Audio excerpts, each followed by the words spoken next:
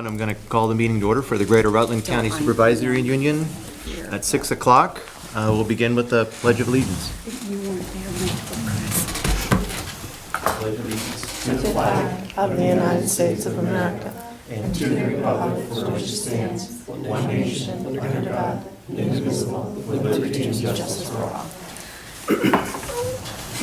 First order of business is to approve the agenda. I'll make a motion. Motion by Mike. Any discussion? All those in favor, please say aye. Aye. Motion carries unanimously. On to staff to student highlights. So tonight we have, right away, we're Proctor Elementary School. Okay, I'll just wait for it to get pulled up. Thank you, everybody. I was just talking with Linda. Yes, it's been almost a year since I've been back. It's pretty incredible how fast it goes. This year, we've had a lot of excitement, a lot of opportunities with the new staff to rebuild, to refocus, and I'm just very proud of what the staff and students have accomplished this year. So I'm hoping that through this quick presentation, some of that gets shared with you all, and you're always welcome to stop by. I've got a lot of great field trips coming up, a lot of hands-on learning, and just really great things. So you can go to the next slide, Chris. Thank you. So we follow, obviously, what the GRCSU does. We've seen great success with our Youth Life program this year. We've had a lot of students accessing that again through intervention. So they'll get the layer 1 instruction, and then some of the students on our EST plans will get it through intervention. I also have teachers who have gone through morphology, MZ classes, Orton Gillingham, so even in the universal instruction, when they go into their small groups and such, the continuity is there of instruction, and we're starting to see some really great growth. In that, we use Bridges and CPM in both of our mathematics programs.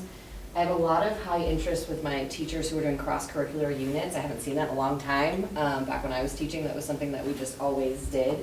And I think some of our newer teachers are excited to play with that idea, trying to look at the whole year's worth of standards and decide how they're going to hit some of those things. And during our Show Your Work night we had last month, it was pretty evident.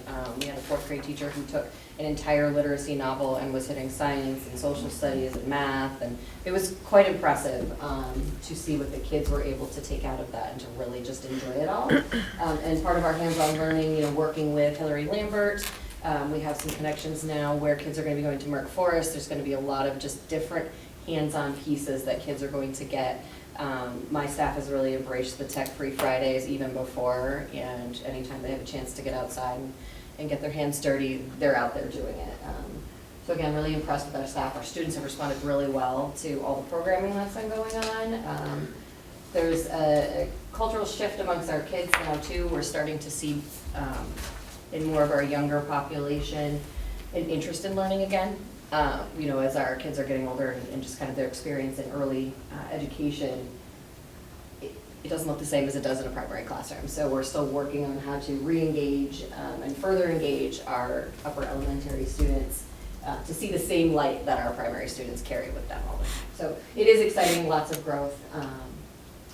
So you can go to the next slide, class. I just wanted to highlight some of the community events that we have done this year. This is just a smattering of what's gone on. With the Paramount Bringing Back Their Education series, we actually have a group going to next 2 weeks from now, the Don't Let the Pigeon Drive the Bus. So our primary students will go to that. We were able to get our older students to the Magic Rocks show. I remember when I was teaching that just taking kids to that venue alone is just, it can be life-changing for some kids who haven't seen it.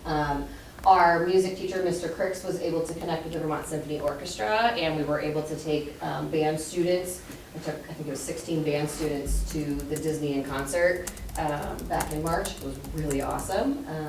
Girls on the Run we brought back this year, that was great. We have students who participated in the Finding Nemo Junior. We also had students who participated in Newsies in the fall. And then our PTO really tries to help promote our basketball program. That is the sport that the school helps oversee by bringing in those pre-K to 2 skill and drill weekends as often as possible. So that's just a bit of what we've done. And we've had community support to be able to get that going as well. So you can go to the next slide. mathematicians, we spent a lot of time on literacy over the last few years, and we still need to spend more time. But it's really great to see kids, so in this bottom picture, first graders were mapping out their own bedrooms, so to be able to come in and talk about like what your house looks like at 7 years old is pretty exciting. But then to be able to map it out and display that on the walls. We've talked a lot about pride in our work and making sure things that are visible have been, time has been taken and we can explain it. We have a smaller kindergarten class this year. We have 9 kids in there, so that picture is them just celebrating the 100th day of school, which was just everywhere they went. Everyone knew it was the 100th day, and it was great. And then this picture up here, we actually received a box from Prodigy, which is one of our secondary programs that kids kind of go on when they have, maxed out what's been asked of them for the day. And apparently, our 3rd, 4th, and 6th grade classes answered the most correct questions in the month of March. And so they sent us this really awesome banner. We had no idea it was coming. So that was really great. So we paraded that around. We brought it in to show your work night. It's currently living in the 3rd grade classroom. And they got all the celebrations for it too. So that's really cool to see kids kind of just being excited about math as we go forward. So our focus will still remain on literacy in the larger picture, but we are coming to a place where our math is starting to feel less chunked out and more like fluid in the building. So that's been really nice to see. And our 6th grade teacher, Jess Brewster, is actually finishing her Vermont Math Institute Masters. And so she really takes on the CPM curriculum and gets those kids ready, algebra ready for 7th grade. So really impressed with what she's done this year as well. Go to the next slide. So Big Buddies is something really fun and unique to our building. We pair up our students pre-K all the way up through 6th. Can't tell you the pairings off the top of my head, but every Wednesday our students experience time with their Big Buddies, either doing literacy or math or hands-on projects, or sometimes just a fun get to know you art project so that they can, seasonal based. So right now there's cupcake lining flowers out there where we're matching and we're doing all different kinds of things with it. And it's great. So I put a picture, that's our 5th grade teacher, Willow Betts, up there. Just everyone just gets on the level with the kids and everyone is engaged with everything that's going on. So it's just a fun program. Every year I ask the staff if there's anything they want to change, and they're like, we are not changing Big Buddies every Wednesday. We're going to make this happen. So I think the staff and students are really proud of the connections that they build as well. Next slide, please.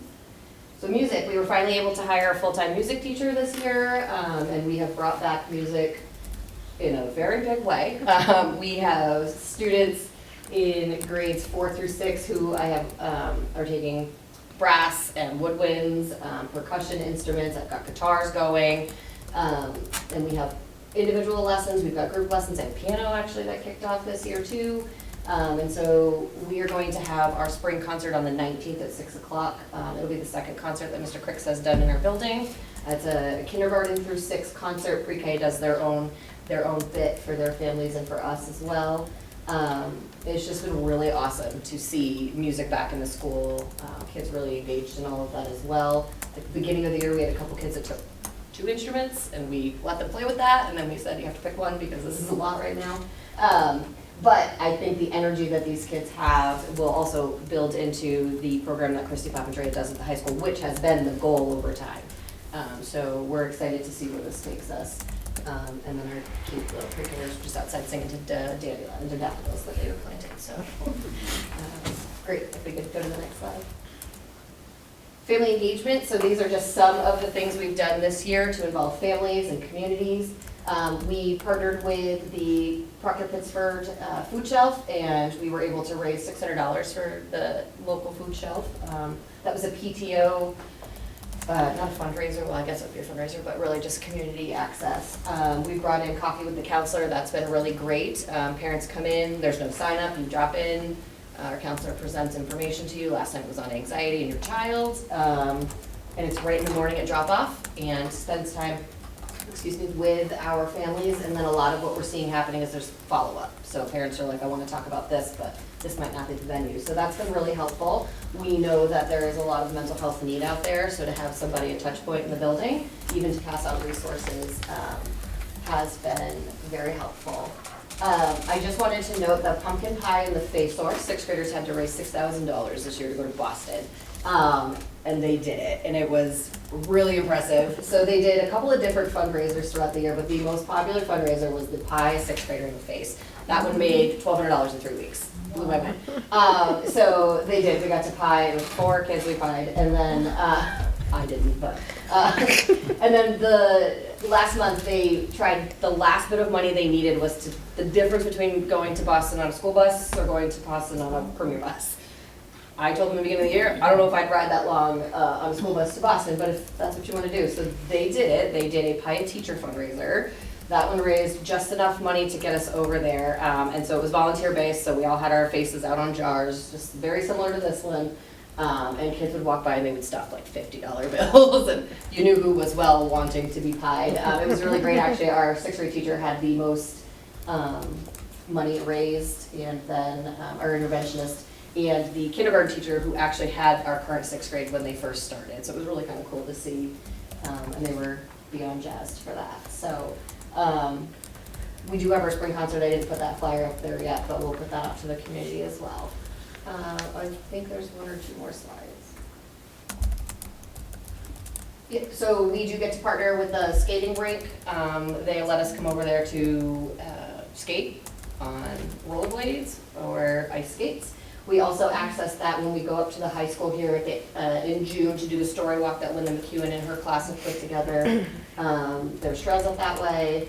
They're just really great about letting us access that space whenever needed.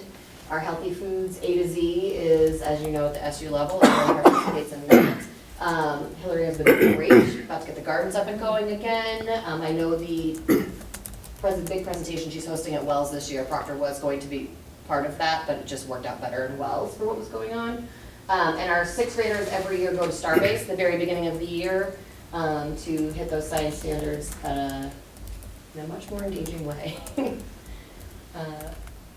we'll go to the next slide. Literacy connections and development. So again, we have spent quite a bit of time on literacy as a supervisory union as well. With the help of Linda McEwen, we got to bring in some great authors. She writes a lot of grants and gets us some really great things. So we had Ashley Wolf come in February. She did a great piece on illustration for our kids, got them all excited. And then we have 2 authors coming June 8th.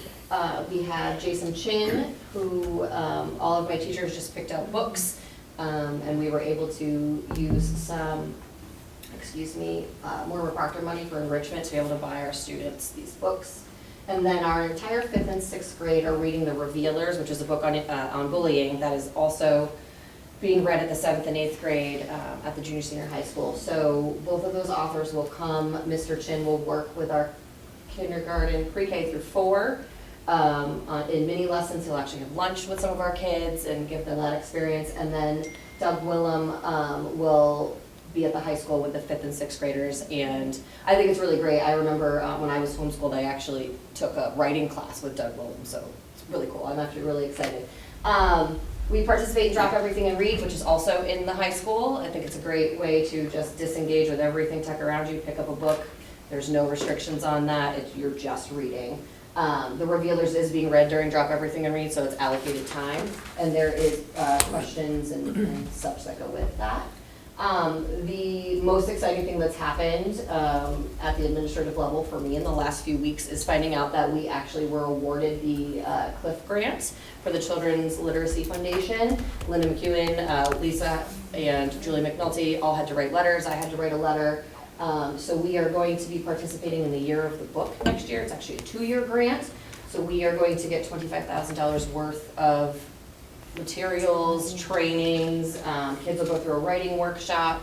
We'll be able to partner with Lisa at the library. There's going to be 8 book giveaways. We're looking to do one at the back to school barbecue. It's really great. We're so excited for this.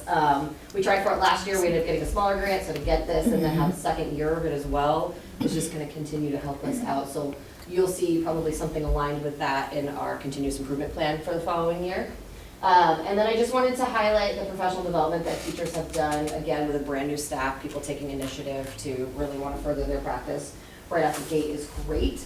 So those are listed there for you. The keys to early writing, I actually was able to, through Proctor funds, be able to support my entire teaching staff through. So right now they're working on modules and keys to early writing, which is really pre-K, 3 years old, all the way to 3rd grade. So they're working through that. We're doing debriefs, and we're going to start mapping out what that looks like for next year. I think maybe there's one more. Yep, these are our community partners. So we partner with the high school a lot, the library, the town of Proctor, the fire department. We brought in Puppets in Education, which is a Vermont-based, talking about anti-bullying. We actually had 2 different, and one was on anxiety this year. The American Heart Association, every year we partner with that. We have 2 heart warriors in our school, so it's a really big deal for us to participate. And then this year we brought in Go Big BMX for an anti-bullying piece. I was actually here the day that it happened, and it was really great feedback that there was bikes and a lot of excitement on anti-bullying. So we couldn't do what we do without the support of everybody, and from you guys and all that you provide for us as well. So like I said, it's been a great year in Proctor, really excited to end strong and continue the plans for next year. So, thanks. Any questions I'm happy to answer? Yeah. This is always my favorite part of school board meetings. And I just wanted to say congratulations on the grant because that really builds a love of reading with all of your students and the teachers. Yep. It's really rejuvenating. Yes. And Doug Wilhelm was a Rutland town parent. He Oh, used to wow. come in when I had his son Brad. He Yes, was, yeah. 1st grade, and he came in and volunteered every week.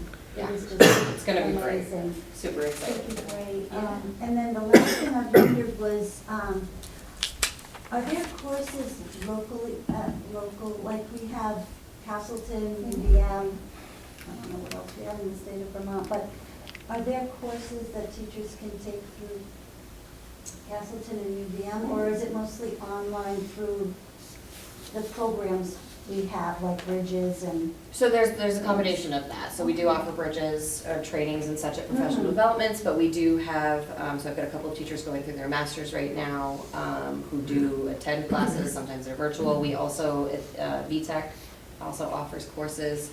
We're also always on the lookout. So I'm actually sending 4 teachers next week, yep, to Jennifer Sarabello, who's gonna be up in Stowe, part of literacy and writing small group instruction. So, you know, wherever we see it, we go. And we're just really lucky to have additional funding sources to send us on these things. So Yeah. I try to really, the expectation is that they're gonna turnkey it for us, so they'll bring it back, just to continue what's going on. It's a great question. Good to know. Yeah, and with the Cliff Grant, I also wanted to note, like, we are going to reach out to the Children's Center down the road too, because they are our students. In many ways, we get a lot of them that come up, so they'll be invited to come up to presentations and receive books and all of those things. So it's going to be huge, huge for us. Yeah, thank you. Thank you. Of course. Any other questions?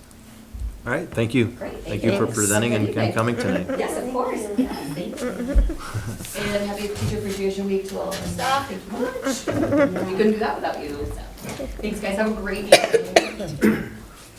Okay, on to general public comment. Anyone online wish to speak tonight? Have anyone in person? Okay, consent agenda. We'll take a motion to approve the consent agenda. So moved. Motion by Colin. Any discussion on the consent agenda? All right, all those in favor, please say aye. Aye. Aye. All right, any opposed? All right, motion carries. On to superintendent's report. Thanks, Eric. I'll be brief since we do have a pretty full agenda. I do want to, I did list the graduation dates and times. Some of these dates are tentative, pending what we do with the snow days or what the board's decision is on snow days. But I will update this report for local boards next week. There are 2 dates, actually 3 dates on here. The Pulteney High School, West Rutland High School graduations are on June 5th, and then Proctor's on June 6th. So that will be updated in the board report as well, but these are all scheduled. So, and I know that I did put a little blurb in here on Tech Free Fridays.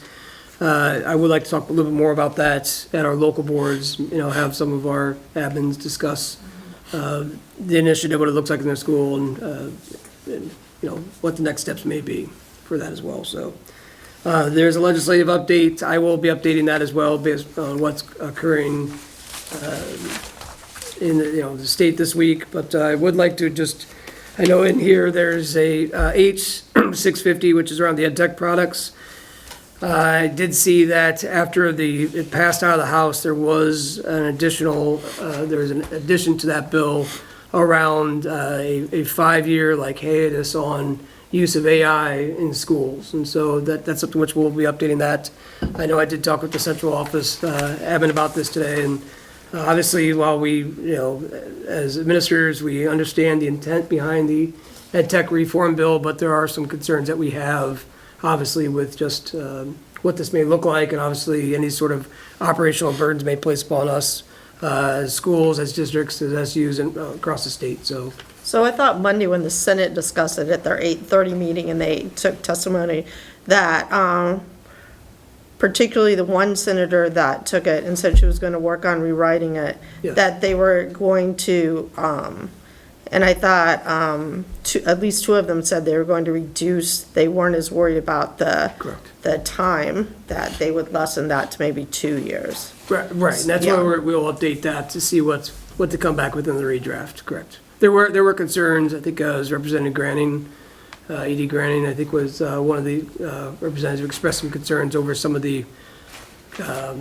length of duration in that bill, so. Well, this was just Senate Ed. They met at Oh, okay. 8:30 on Monday and took testimony. Okay, all right. So, yeah, so there's a lot going on, and then in terms of what it means for our schools around consolidation, we're still waiting to see what's happening with the CESAs, Cooperative Educational Service Model, and what that means for us, so it's kind of stay tuned, but. Well, the secretary was pretty outspoken that she doesn't like the CESAs and said that multiple times in testimony, so. Yes. So, and I do want to remind most individuals that our GRCSU is, in theory, a cooperative education service model. So what we are currently operating under is one of the things that the state is talking about, more of. So just to make things clear, that's what an SU really is doing. So leave it at that. But okay. Yeah, that was, Questions? well, that was one of the questions I had, and with, going back to the ed tech, but in terms of the parent opt-out, like what impact that would have. That is a concern, just as you look at, obviously, with, the VitCap, Cognia, some of the other assessments that we're required to use. Yep. And there are some parallels, I think.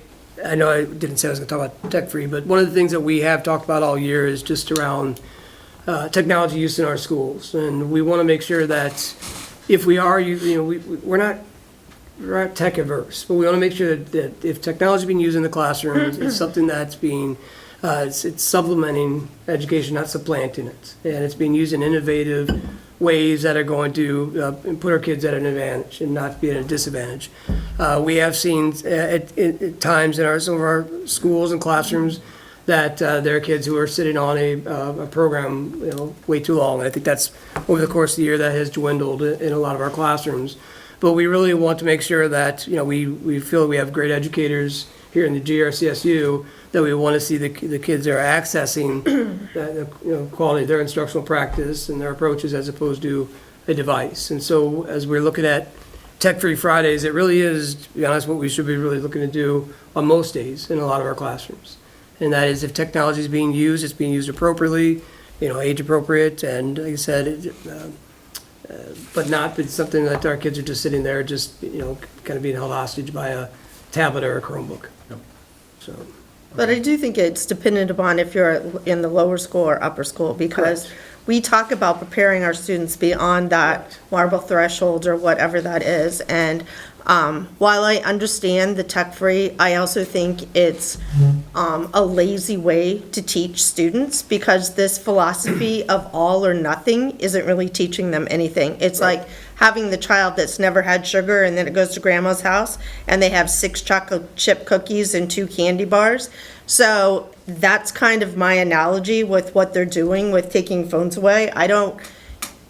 You're preparing students to go out into the world. We live in a world of technology. If your child is going on to college, they're going to be using a laptop, their phone. If your child is just going into the workforce, there's a good chance.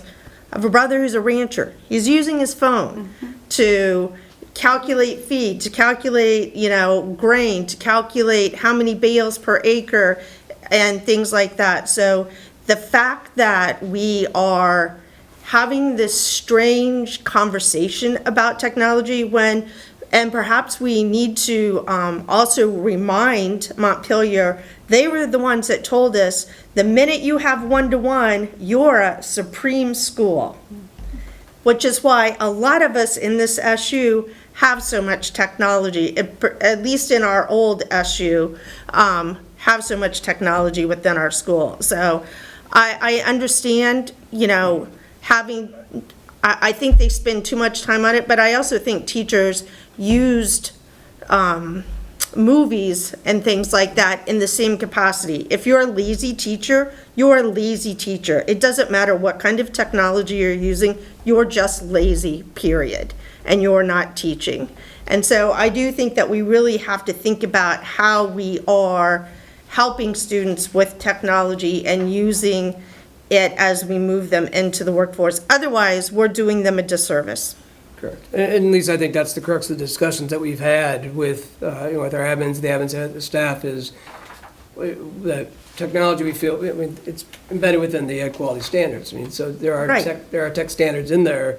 And we want to make sure that when our students leave our schools, whether it be, through a career path, college path, or head to another high school, that they are not a disadvantaged place, but an advantaged place, that they have be able to access technology appropriately and innovatively, not just, being used just to, because I think there are, like you said, the reference, I've been around this long enough, I still remember on Friday mornings, there'd be a fight for the TV cart, in classrooms, because you could see who stayed up late watching, Thursday night football, and, or Monday, who celebrating the Patriots win a little bit too long, or the Bears win, here come the TV carts. And I think that's what we don't want to have happen, is technology is not a TV cart. Like they said, there are innovative ways that we can incorporate technology. We just want to make sure that that's what we're doing in our schools. And I said it is age appropriate, because what it looks like for a second grader is going to look much different for a junior or senior in high school. Sure. And I think, particularly with the phone, if you are someone that's going into the workforce or becoming, having your own business, the phone is a bigger resource for you in a single business. And students need to know that it's more than just social media. So just locking it up and telling them that it's bad and we're going to give it to you at the end of the day, I don't think is teaching them the value of technology. So, and listen, I'm someone who, my kid didn't have a phone till she crossed the bridge, and heard about that a lot. Just heard about it last week when she told me that she was one of the poor children, so. But I do think you have to prepare them for the world, and all or nothing is not a good philosophy. Any other questions on the superintendent's Comment, report? I think, Go ahead. on the other hand, there's been so much anxiety being provoked with students, with social media and computers and phones, so that's a big conversation that has to have about using technology responsibly, and, Well, Lynn, you're right, I think, but I think also Yeah. is what is the role of the school, what is the role of the parent too? And I think that's where, yeah, when we talk about technology, we're not looking at TikTok or Snapchat or so we're really looking at, programs that teachers are bringing in, that staff are taking, are they effective, are they innovative? It just as that when technology is being introduced in our curriculum, it should go through the same process as a novel or a magazine that really vet that, and we go back and we explore, is this an effective tool or effective, supplement to our curriculum. The cell phone, like I said, I'm not going to, I could speak all night about that, but I've been dealing with this for many, many years. I think there are people who say, well, schools need to teach kids how to use technology responsibly. Well, but then if we're putting some technology away, then how are we supposed to do that? Like I said, it's a policy that'll be put in place. We know that what has to be done next fall is that from bell to bell, cell phones are not to be out. We know that. That's what we're going to do, and we're currently working through a couple different procedures right now. We'll roll those out this summer to families about what that's going to look like. But I think about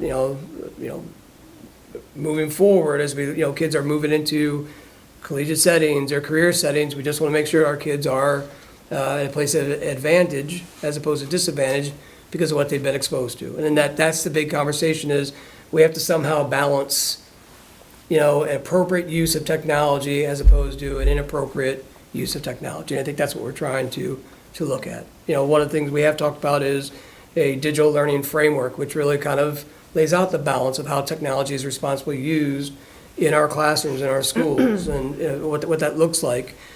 So if a student is using technology, it is in an innovative way that's going to put them in a place where when they walk onto a campus or walk into a career path or a job, that they have the skills and the tools necessary to be successful in whatever setting they are at. So. And will it be bell to bell for teachers also? That's a very good question. So that's something which we are. Well, I hate to see it do as I say, not as I do. I think it's great, to be honest with you. I mean, outside of maybe juniors and seniors, no kid is going to learn how to appropriately use a cell phone in a business setting. It's just not age appropriate. In 7th grade, you're not going to sit down and teach them how to make a business call or make contacts. That's what a phone's for. And a lot of knowledge and base of knowledge can be used without the technology. I did calculus without a calculator, and you learn a hell of a lot more about theory than you do with figuring out how to use a TI-82. In high school in Rutland, they used the TI-82 calculator. I got a 4 on the calc test. Went to college, they threw them out the door, and I learned a lot more about theory. I think kids can learn about how to properly use tech without the tech in front of them. And I think that's honestly where the library should be going, is that you have in your hands so much access to information, but you have no idea how to use it. You have no idea what's real on it. So slowing down, learning the processes of how to identify what's real and what's not without the distraction, because a kid's just going to go and get on it and jump through a million different hoops, and 98% of those kids are going to use any form of social media that's in front of them. They're not using it for school, and that's just the reality. I think it'll be good to have kids slow down, and as a parent, we use technology and tools to help distract, give us some free time, and it's nice when you can, it's a fight to take away from kids. No parent's great at it, but I think it'll be good for the schools and see kids, be pissed off for a little bit, but I think they'll get used to it and hopefully have some fun. All right, any other questions on the superintendent's report? Okay, so we'll move on to assistant superintendent. Good evening, everyone. I'll be very brief tonight because I'm going to turn over time to Tyler Wiedemann to do our curriculum update for you tonight. But I did just want to really just emphasize how appreciative we are of all the hard work that our teachers, staff have done over the last 6-ish weeks during the state testing window. Excuse me. There are so many considerations that they have to take into account, scheduling logistics, makeup sessions with students, making sure that they're following all of the guidelines around administering accommodations and supports, all those pieces. So I just really appreciate the effort that our staff put in to make sure that that was as smooth an experience as possible for our students who had the opportunity to demonstrate what they know and can do. And ultimately, that's what we want from that experience. So it's been a lot, but they've been in it. And then really for me, it's just this time of year is the ramp up time of year where there's tons of grant work going on. There's tons of planning for next year going on. We're trying to wrap up this year and finish things well at the same time.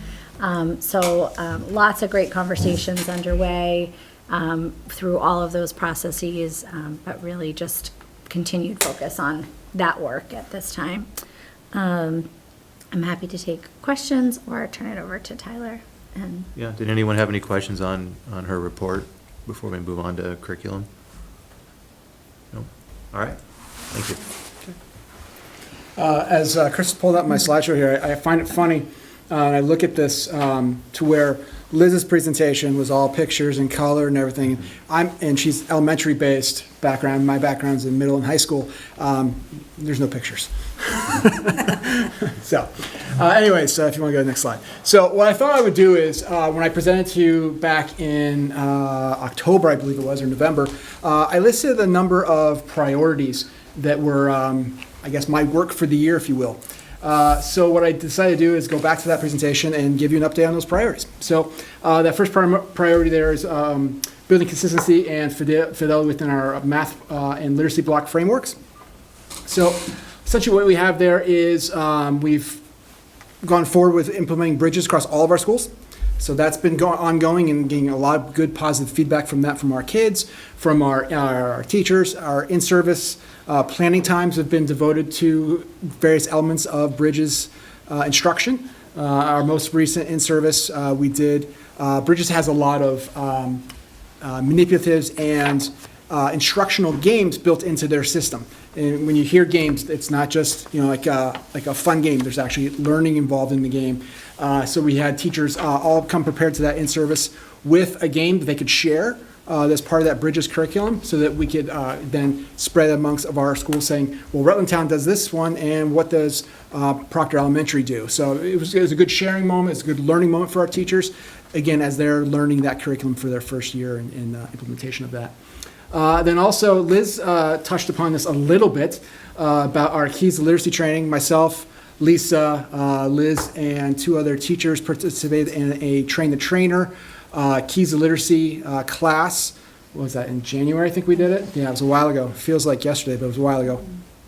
And our goal with that is to implement writing instruction within our grades, primarily at that K to 6 range, but also stemming into our high schools as well, middle and high school. So that is something that's ongoing, part of our literacy block. Our K to 6 group is off and running, as Liz told you about.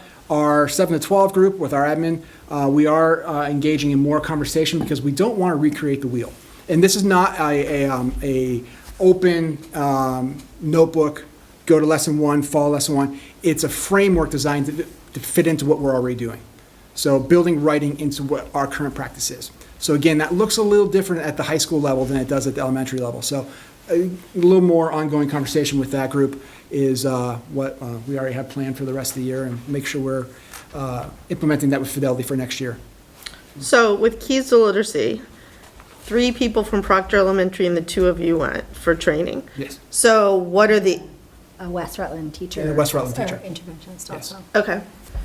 So how are other teachers getting trained? Are they doing it over the summer, or when are they doing it? So we have a group of our rest of our elementary principals are going to the training on June 9th and 10th. The same training we did, and they are bringing some of their staff with them. And then Lisa and I are working on a plan. It's an 8-module series, and what we're going to do is during our in-service times next year, we're going to introduce modules as we go, so they can build that that instruction or that framework into what they're already doing. And we'll, by the end of next year, all of our teachers and all of our staff will have gone through that training, so it's fully ready to be implemented.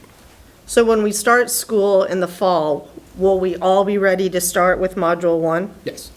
So Some are a little, so we kind of have 2 tracks, if you will. So Rutland Town School has already done this training with their staff.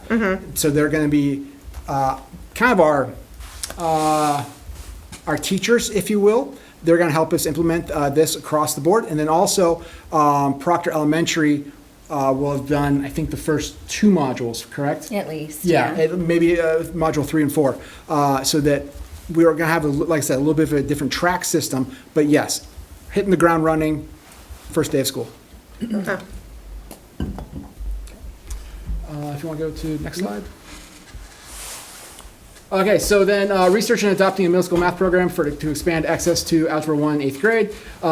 Myself and Lisa have been part of an ongoing middle school math meeting group. that we've been discussing what our framework is, our curriculum's looking like. It's been a very big discussion in our in-service. I just led a meeting at our last March in-service with that middle school group to discuss what that programming looks like, where we're moving, where there are holes, where there are redundancies, making sure that that vertical and horizontal alignment is there in our curriculum. And again, that's something that is ongoing. We have, we said I need to schedule a meeting with this group for the rest, hopefully the next couple of weeks, so that we can make sure that we are on the same page, all of our schools are delivering the same material and ready to go, like I said, again, for the first day of school next year. So how many of our schools are prepared to offer Algebra 1 in 8th grade? All of them, yes, all of them. If they are, that depends on scheduling and where they are in the building, but all of them are. Okay, so next one there. So continued emphasis in implementing common assessments. I think maybe if you remember when I reported back to you before, common assessments is really my thing. And I really wanted to make sure that we had other measures of assessment of kids or data analysis of kids other than FastBridge or our state assessments.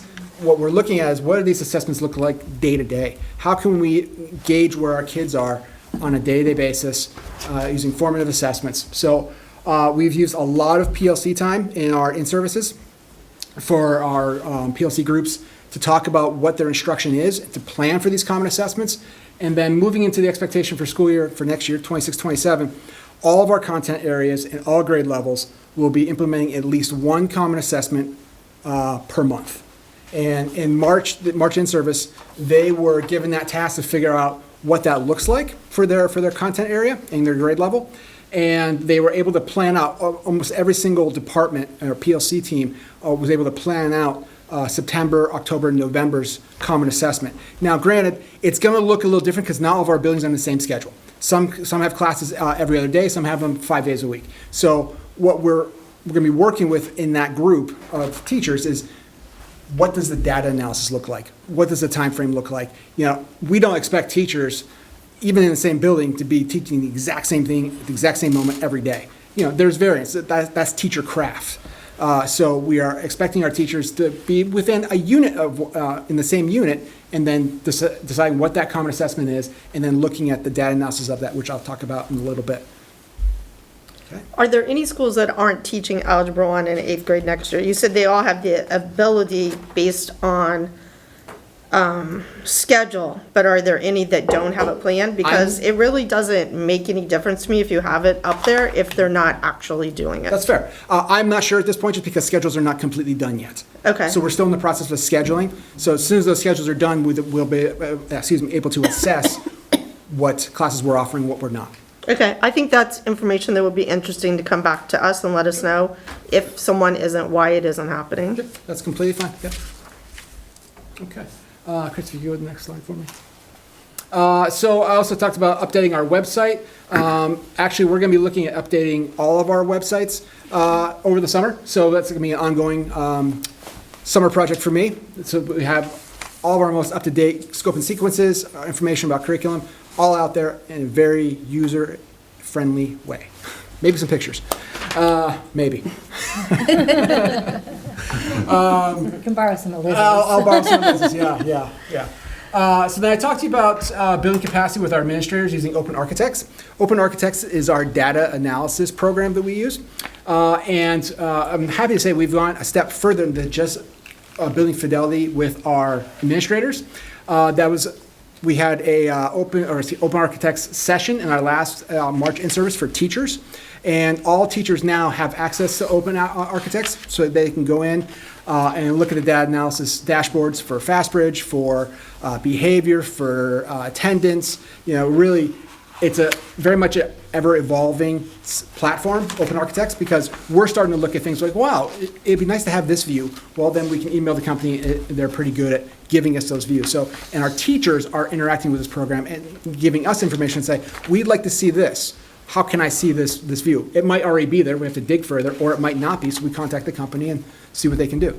So it's been really productive. That I know the March in-service time, teachers had quite a bit of time to play, quote unquote, with the program, and gave them a lot of access and information that they have not since had. So that's we like I said, we went above and beyond from just using administrators to really giving full access to our teachers. Yeah, that's been really very helpful. Yeah, just used it today, actually, so. If you want to use a slide for me. And then here was another one that we just recently tackled, Research at K-5 Science Program. I led a group of teachers in February. We took a whole day in here and basically mapped out all of science, scope, and sequence K-5. And then what we did with that is that gave us a working draft. There was nothing consistent among all of our buildings in science K-5. There were some stuff in pockets, but we mapped out K-5, scope and sequence, unit by unit, and then what we did is during the March in-service, gave that to our PLC groups and said, give us feedback. What do you think? And we're taking that feedback, compiling it, changing a few things, tweaking as we need to, and then that K-5 science programming scope and sequence will be ready to go, like I said, for next year, next school year. I think it's so important because there's been, of course, such an emphasis on reading and math at the early elementary grades. Mhm. But they have to have some content to read, so Yeah. great that there's a push for science. Yeah, It's so and- natural. Yeah, and a hard thing too is with that push with reading and writing and math is that where do you find the time for science? So a lot of times, sometimes it gets overlooked, sometimes pushed aside. You don't have the fidelity of the programming that you really need to. This is giving us that framework to make sure that we're on. Our K-5 group is getting that science program they need. Okay, if you want, next one. Okay, looking ahead. I already touched upon this a little bit, but with that common assessment progress that we have, it's great to do common assessments, but if we don't do anything with that information, what's the point? So essentially, we're going to be putting a protocol in place that is that data analysis of how our kids are doing on those assessments, so then we can then make changes to the instruction, changes to the assessment to better meet our student needs. All of our teachers saw this new protocol and form during the March in service. Again, gathering feedback. I took that feedback, tweaked the form a little bit. That's going to be ready to go for next year once we're doing common assessments. So again, it gives the teachers that ability to talk about what they taught, how the kids reacted to it and how they did with it, and then make changes to their programming, or not the programming, but their instruction and to that assessment. And we're going to be looking at that as a month-by-month basis. Again, building those common assessments where we're doing maybe 2 a month, maybe 3 a month, but that's down the road. We're starting off small so that teachers can get used to this process and make sure that we're making changes to best meet our students' needs. How do the teachers have time to meet during the week? I've lost track on how this. This will be during their Wednesday meetings after school, so their PLC times. Yeah. And then also we're going to be building that into our district and service days as well. Because during our district and service days, there's always a good 2-hour chunk in the beginning of the day that's dedicated to PLC time. Yeah, gives them that common time. Again, not just in their school, but as a grade level as a whole. Yeah, across all of our schools. Yeah, that's great support for one another. Yeah, it really is. Again, continue to work on creating those common assessments. Again, it's kind of, I hate using this analogy, but, building the plane as you're flying it, almost all of our PLC teams have those first 3 months of common assessments planned and ready to go. They'll be working on those during that PLC time for the further months for the rest of the year. So again, continuing building those common assessments in all grade levels and all contents, not just our core classes, but all levels. Give a little shout out to the music program, our music department. I've been talking with them quite a bit over the year about creating common assessments. Well, we teach different things. We teach different instruments and different theme. And actually, one of their teachers came to me in March and said, well, couldn't we just grade on theme? And we can always get to the same theme by using different modalities of music. And yeah, great, good. Make this work for you. And they jumped into it, and the work they gave Lisa and I was really, really, really nice to see. Really good stuff. Okay, so yeah, one more. I think there's one more slide. Maybe two. Here's another thing. So we're in a very interesting situation where we have 3 high schools in our supervisory union. And I can tell you by going through various courses, looking at what's offered, there isn't, sure, there is consistency in our core subject matter, but there isn't a ton of consistency in our electives. So I want to build a course guide so that we can build consistency amongst our high schools. Now, granted, there's going to be nuance. There's going to be niche classes that only Pulteney High School teaches, or maybe only Proctor High School teaches. But I want to build that course guide so that we have that viewpoint for our community members and for our teachers to see what kind of variety is out there, to see what kind of kids are taking. And I know this is maybe a pipe dream, but maybe somewhere down the line with virtual learning, and I don't want to step on too many toes, but maybe there could be that ability for kids to take classes at other buildings. Maybe.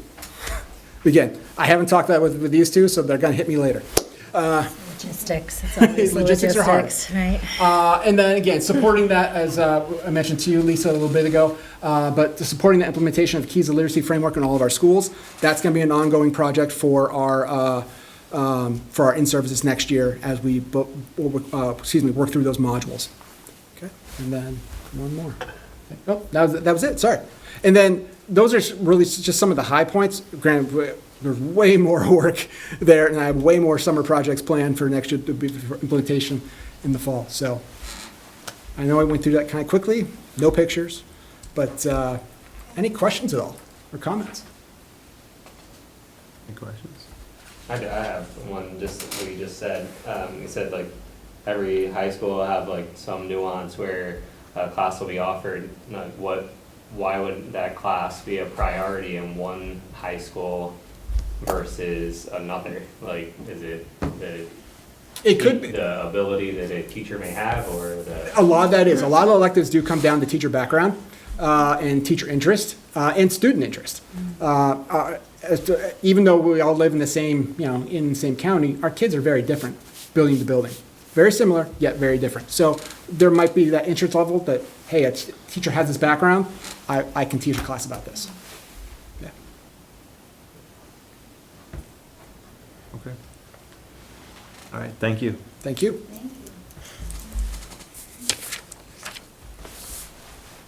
Okay. If there's no other questions, we'll move on to Director of Student Supports, Tammy. So I have no pictures nor color. I did not have an opportunity to bling this out, and I do apologize. So I wanted to give the board an update on our special programs that we have worked very hard over the last couple of years to incorporate, and I'm going to start with the connections at the Pulteney High School. So currently for this year, we have 3 cohorts. We have the middle cohort, which is centered around our intensive needs.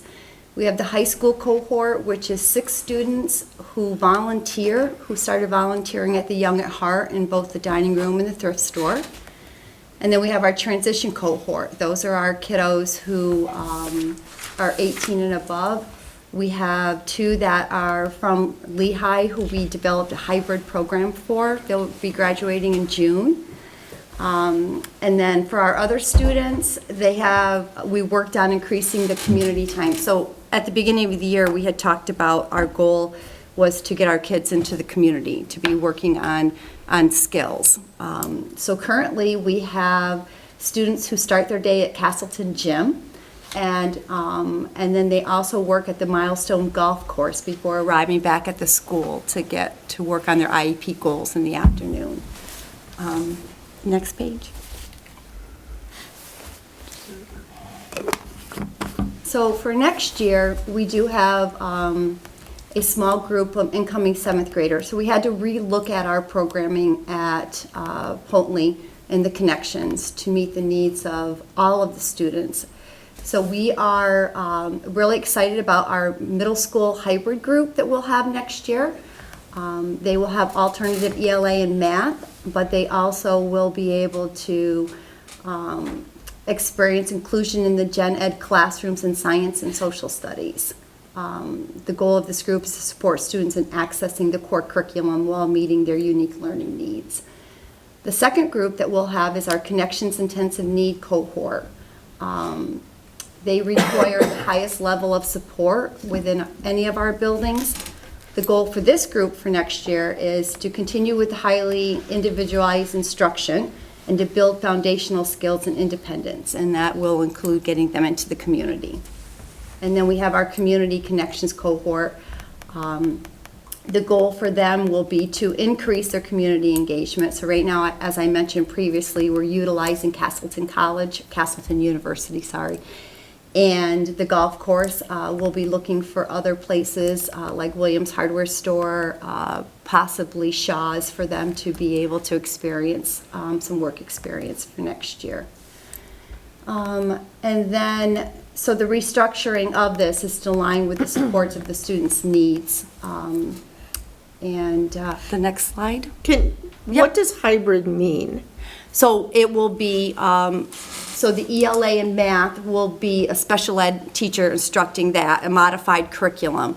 And then they will also go into the gen ed classrooms for social studies and science, where they'll have their inclusive experience. But they're going to be in the building, because hybrid gives the thought that they're in the building part of the time and then not. No. When I think of how we use the word hybrid, so Right. that's a little, So the way that we use hybrid is when we're looking at kiddos who are in the Connections program, who will be also be accessing the gen ed classrooms. okay.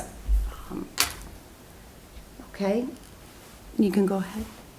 So then we have another specialized program. It's called the Bridges, which is currently in Wells.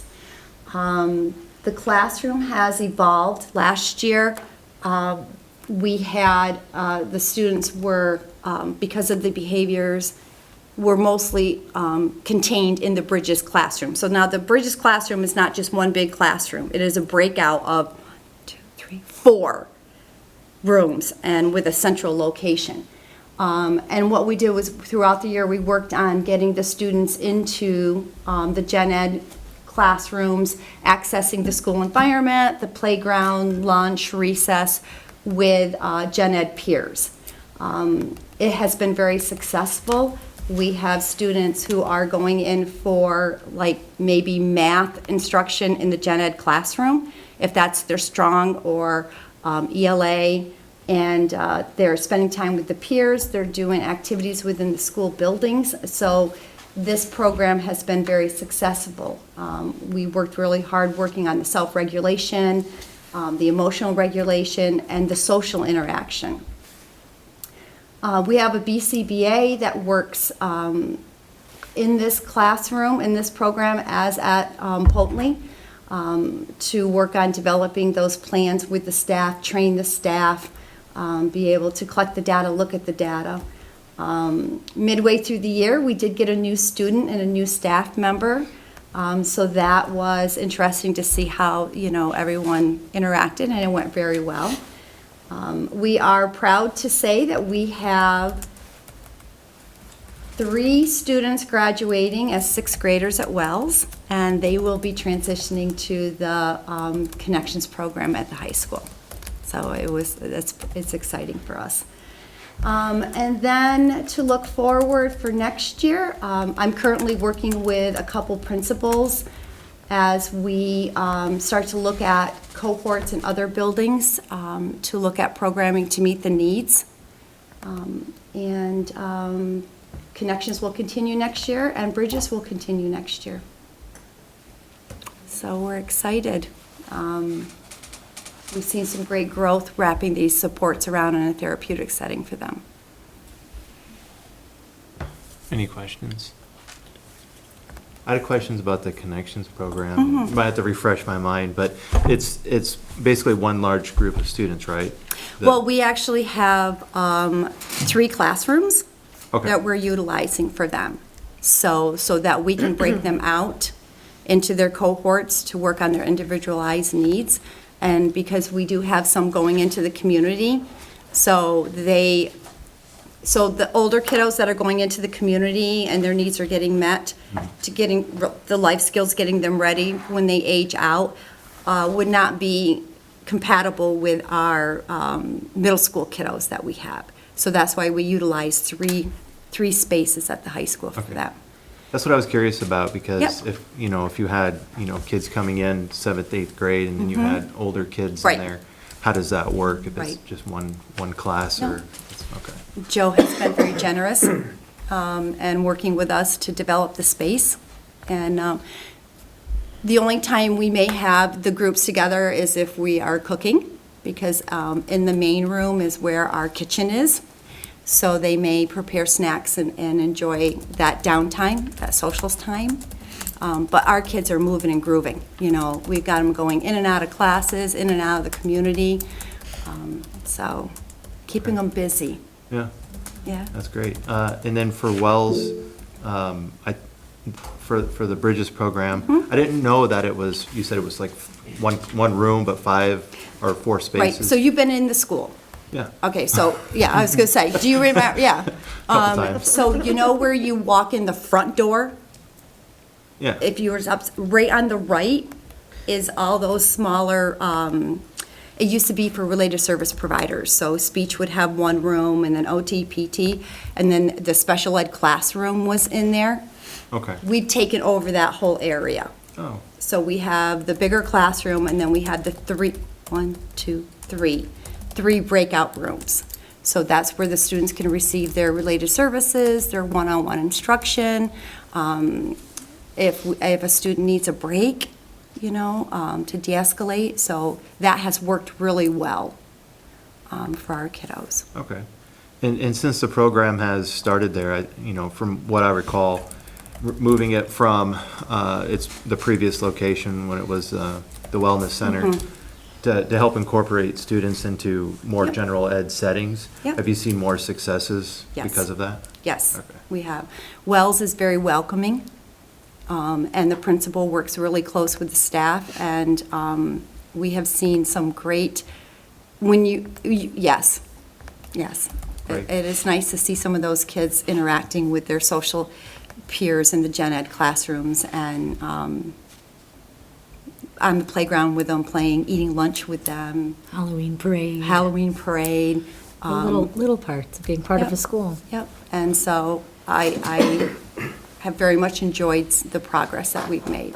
We've got a definitely decrease in behaviors and more verbal in a positive way. Some of them were nonverbal that were there, and now they're talking a mile a minute, and yeah. Great. Yeah, it's good. I don't know who it is. Oh, Amanda. Amanda. Hi, Amanda.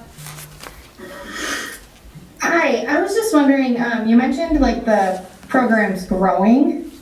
I wasn't sure if, and that's great, I think that's great, but I wasn't sure if there was any kind of plan for like potential substitutes or increased staff. Like I know sometimes I've heard and kind of seen that because this staff is so, qualified and specific, that they share each other well, but if the program is growing, are we also adding to that, like, more interventionists and such within So when Wells and Putney?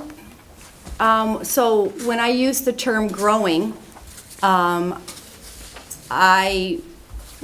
no, we will not be hiring additional staff. We have enough staff. The growing, I meant more so that the program is growing. We're getting more, like at Pontley, we're getting more community members vested in it. We're expanding that and, into the community, into the gen ed classes, participating in school events. Opportunities, that's where we're growing. As for the number of students, we are staying pretty consistent for next year. I mean, we have that group of kiddos going into 7th grade, but then we also have some kids that are aging out. So it kind of, one hand washes the other or whatever on that. So, no, our staff we're all set with that. Okay, great, thank you. Thank you for the update. Yeah. All right, so we'll move on to personnel. We have contract recommendations. There are, it says informational on here, but there are Yeah. items here that need board approval, so. If there's no questions, we'll take a motion to approve the contract recommendations as presented. All right, motion by Mike. Any discussion? The Farm to School is a grant program, right? Yes. Thank you.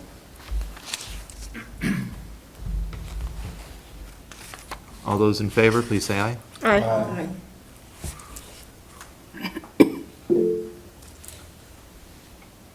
Is that a yes or a question, Amanda? Yes. Okay. Yes, it's a question. Motion carries. All right. And then we'll move on to finance monthly reports. Any questions on the monthly reports? Okay. So, food service contract. So each year, the board has to approve our food service contract in order for us to move forward.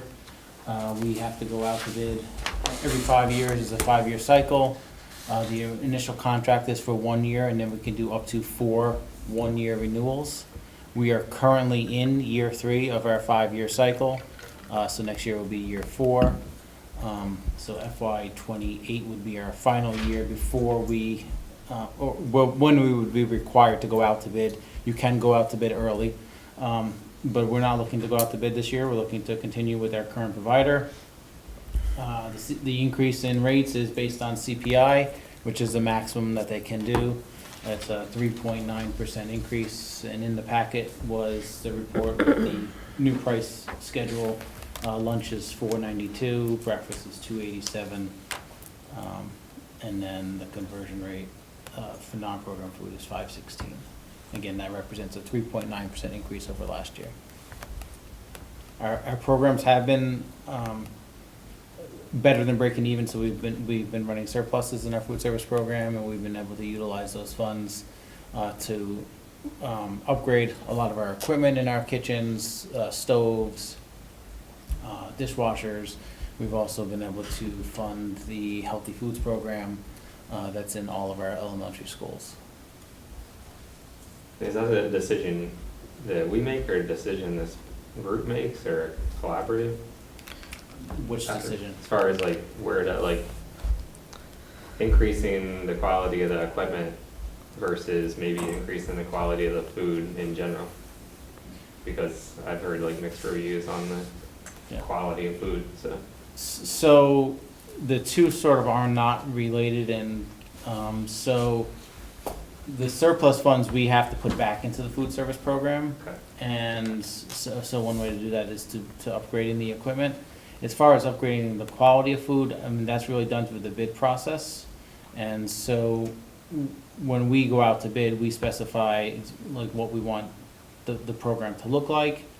And so based on those standards, they've contracted us a price. In this case, it's $4.92. So if we were to say we wanted higher quality food or higher paid staff, that's something that we would have to go out to bid for and put those into the bid documents, because that would end up costing the food service company more money. And so then they would need to pass those costs on along to us, and they don't have the opportunity to do that because we are in a contract right now.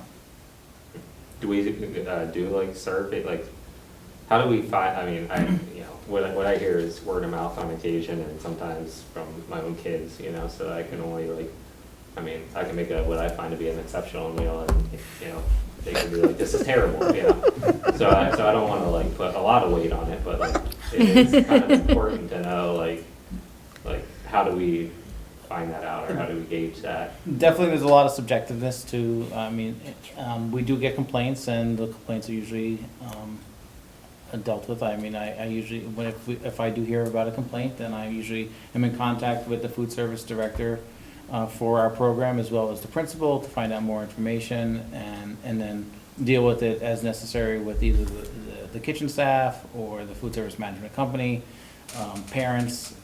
There was an issue earlier this year which took a lot of, there was a parent complaint and about the food service program, and so we brought the food service management company into the conversation. They sent somebody to oversee the program that was on site for several weeks to make changes to the program, reviewing the staff, training, stuff like that. I do what's considered an advisory council meeting at least once a year, where I'll go into one of the schools and I'll pull students and staff members, the principal, and just talk to the students, see what they like about the program, what's working, what's not working. But really, the best way to make change is for people to share their feedback and comments with the principal and with me. We can't fix something if we don't know that it's broken, and so if parents have complaints, they should really be reaching out to the school, or the students should be reaching out to their teachers or their principal, so that we can kind of address them on a case-by-case basis. Just one more question, just purely out of curiosity, because I don't think I was around or I guess I was just joining the board, and my kids were just getting into school, like when Universal meals came about. Like, do you happen to see like the quality of the food be better or worse because of that?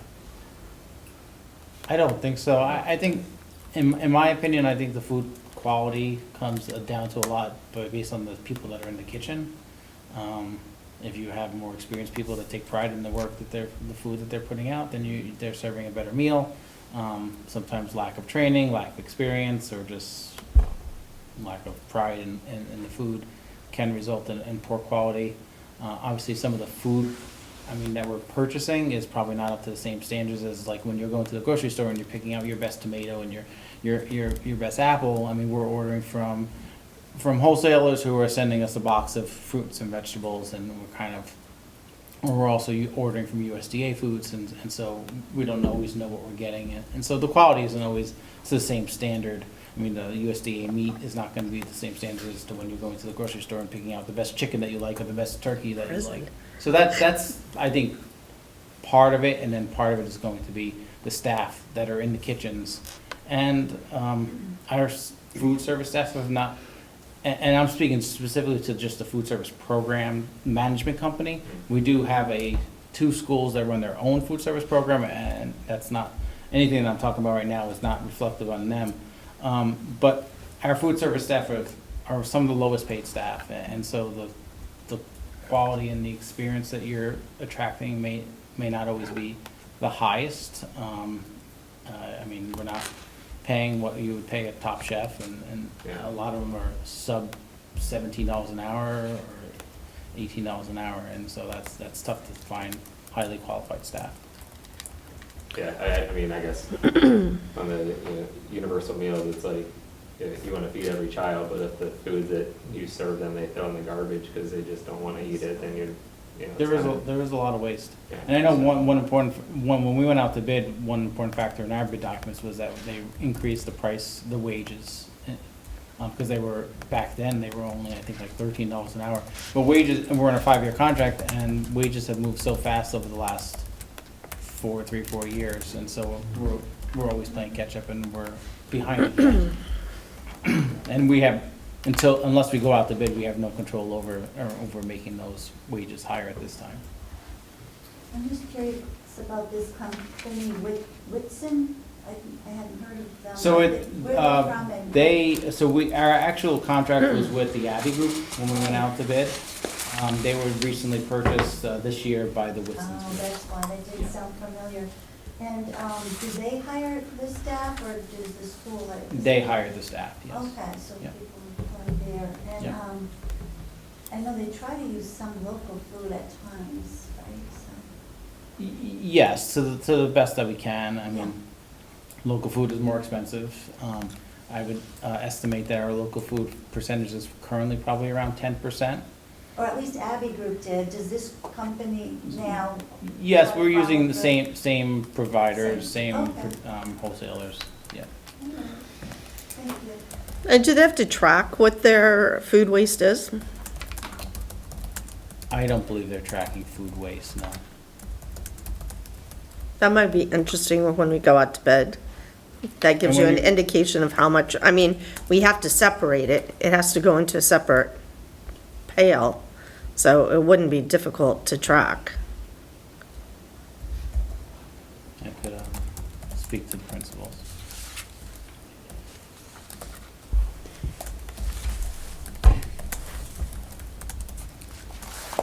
Any other discussion? I think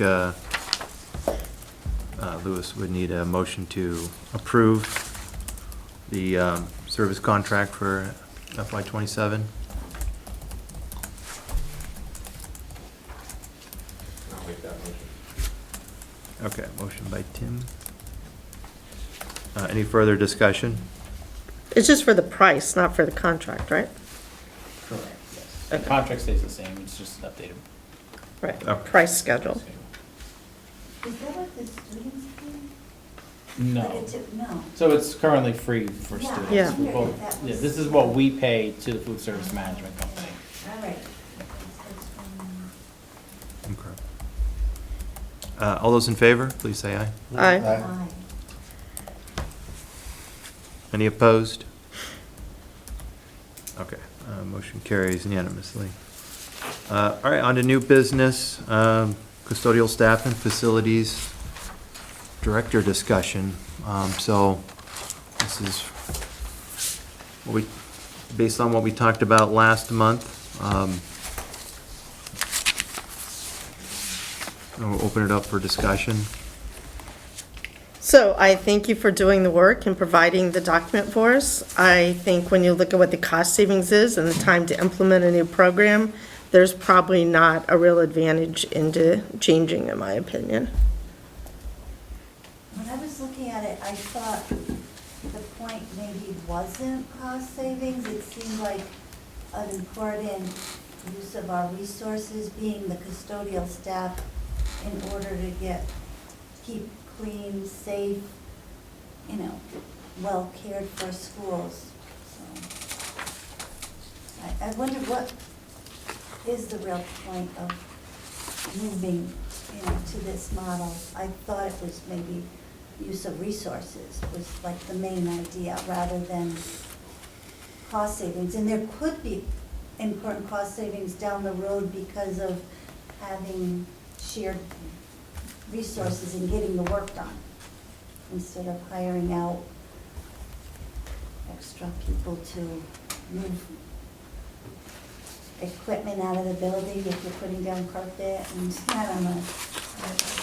Yeah. To be done. Yeah, I think that was my understanding on how part of that would work. It's,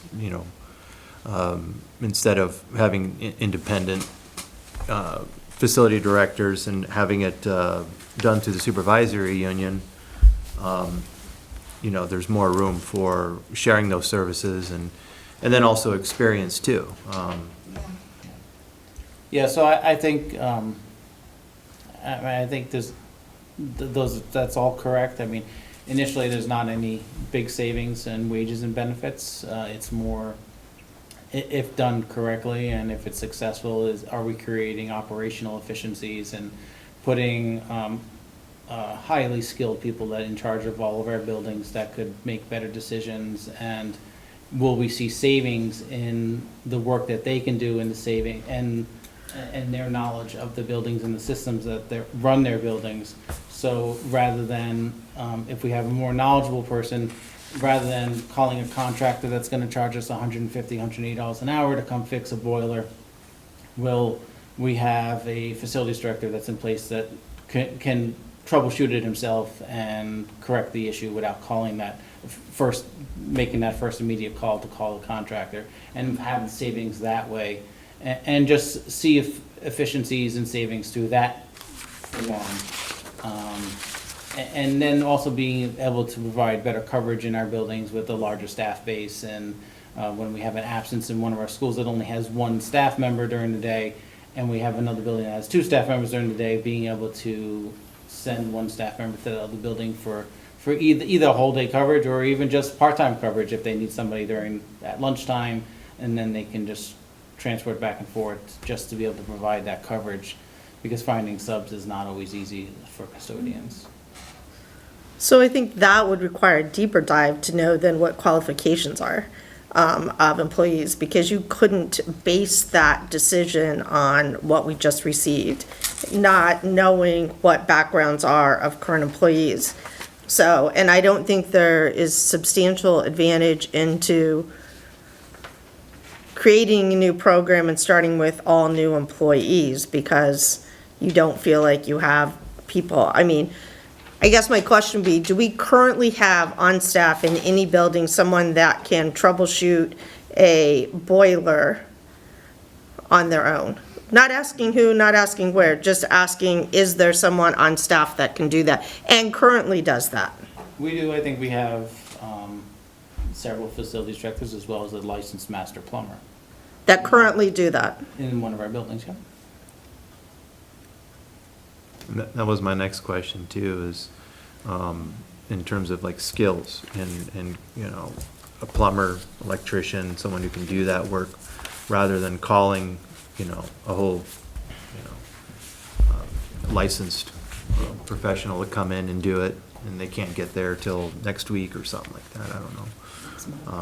Yeah, it's about building a higher skilled base for not everybody has to have that higher skill level, but I mean, we need cleaners and custodians, but then to have a plumber or two on payroll definitely is helpful, because rather than calling a plumber, that's gonna charge outrageous amounts, we can just send that plumber to another school to fix a leaky sink, and some of our facilities directors do that now. They have the skill to fix a leaky sink or a leaky toilet or something like that without having to call a plumber. And so we're not paying a plumber every single time we have an issue. Yeah. Some facilities directors, I think, have that skill and some don't.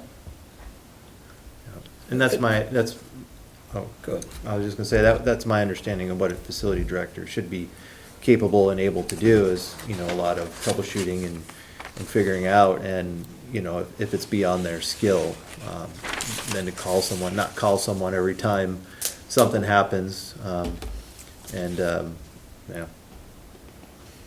So, and I just want to remind the board, this is something that the board had asked us to bring back to you. This is not a proposal we're bringing to you. Right. You know, we understand there are a lot of hypotheticals. We met with the building admins to discuss this. We actually, Louis and I met with the facilities directors to discuss this as well, to get some feedback. And if this is something that the board would be interested, we know, obviously we don't have to make a decision tonight. I mean, there are a lot of things we have to take a look at, but I think going back to that SU or the CISA model is around, you know, we are looking around economies of scale. And, you know, things that we can, you know, that we can be doing to reduce cost in our schools, and, you know, this model, and I think, are we going to build a model that we want, or are we going to just do a model based on what, you know, what we currently have, the staff that we currently have? And I think there are more efficient ways of using our staff across the SU, particularly when you look at our custodial staff. I'll be honest, I look at landscaping and mowing and contracts, and someone who visits all 8 schools during the course of the day, there are some days where I see some individuals who have some downtime that could be better utilized if they move to another facility, or if, you know, so if we're looking at a landscaping contract, that we could maybe reduce that and say, well, you know, on this date, we need you over there, we gotta get the field ready for a soccer game or a baseball game.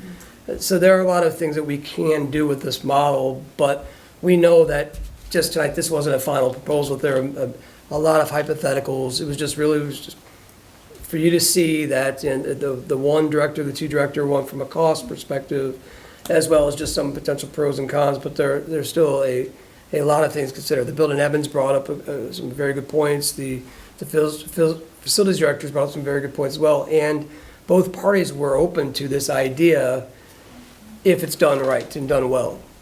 So, because I have seen, talking with building admins who've been frustrated because there have been situations where they have a custodian who's out, and or they can't hire a custodian, and we're scrambling while someone else has kind of a rich, you know, wealth of custodial, service at their disposal. Where is there a better way for us to utilize this across the SU, which is really what the SU was intended and designed to do.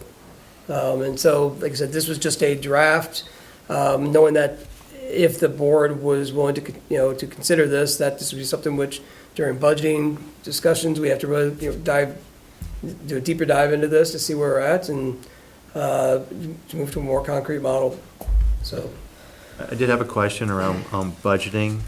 It says it shifts it to one shared. Is that for just for salaries, or so does we that? were looking at, you know, the potential for obviously contracts. You know, right now we have 5 different facility directors across the SU. We may have 3 or 4 or 5 different contracts going on. So obviously, look at from economies of scale, you might be able to purchasing for bulk, we would really look at what a, one contract could look like. I know that we did discuss this, but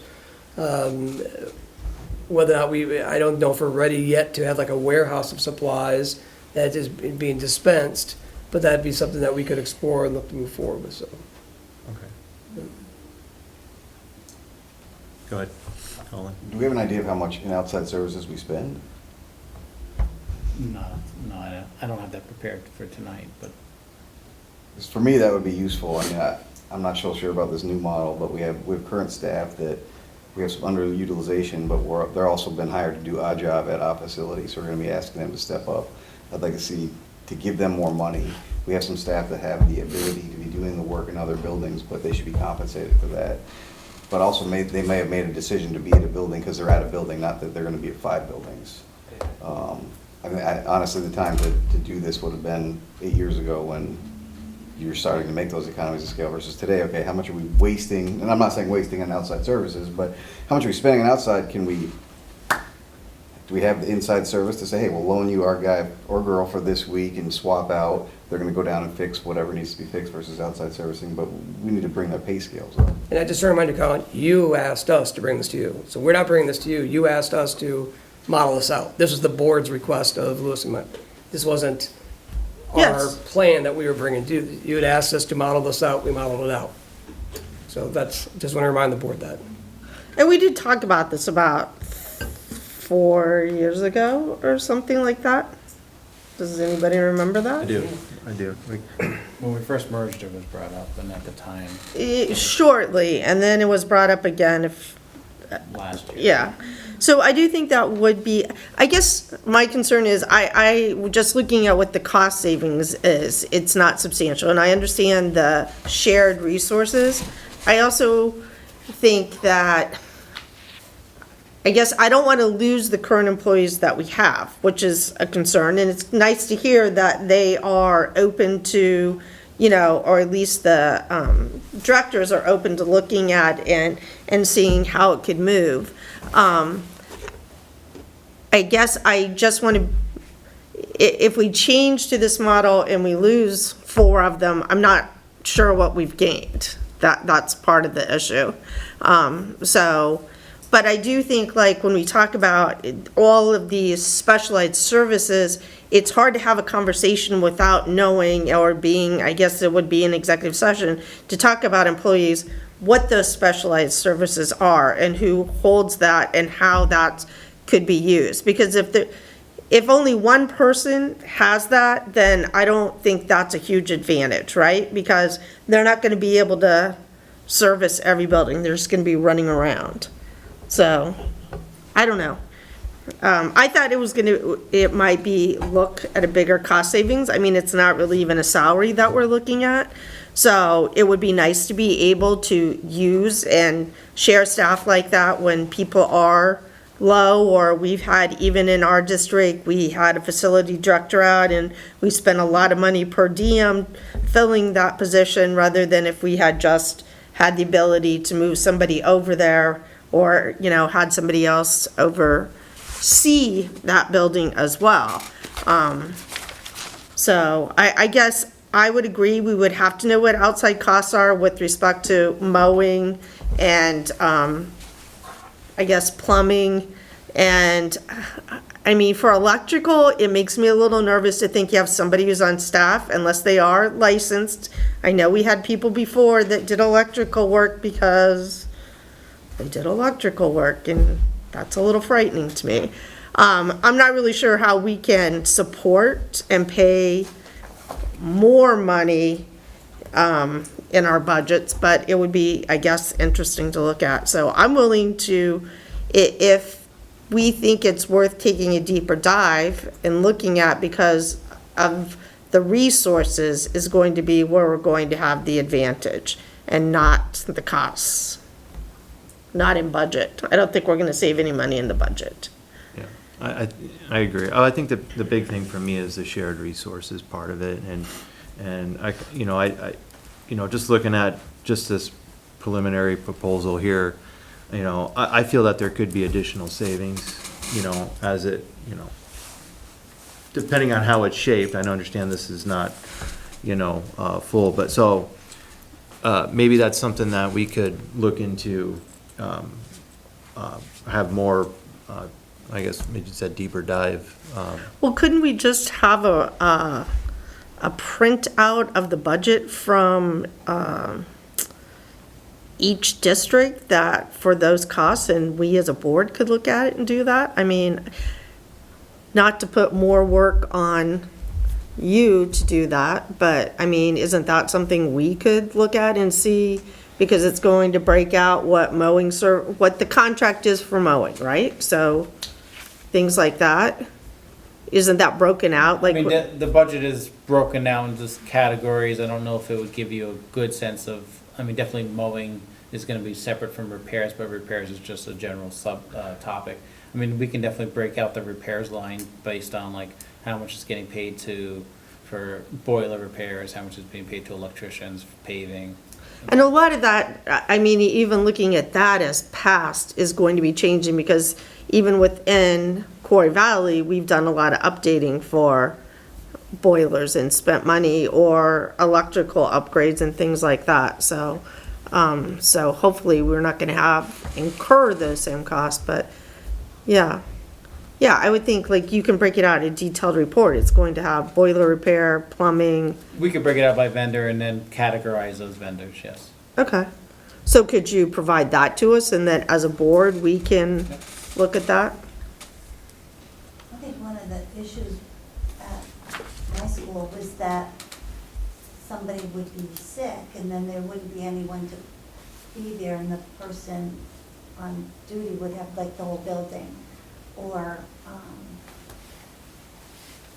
they were just shorthanded, and they couldn't hire people for quite a long time. We were really short-staffed for a long time.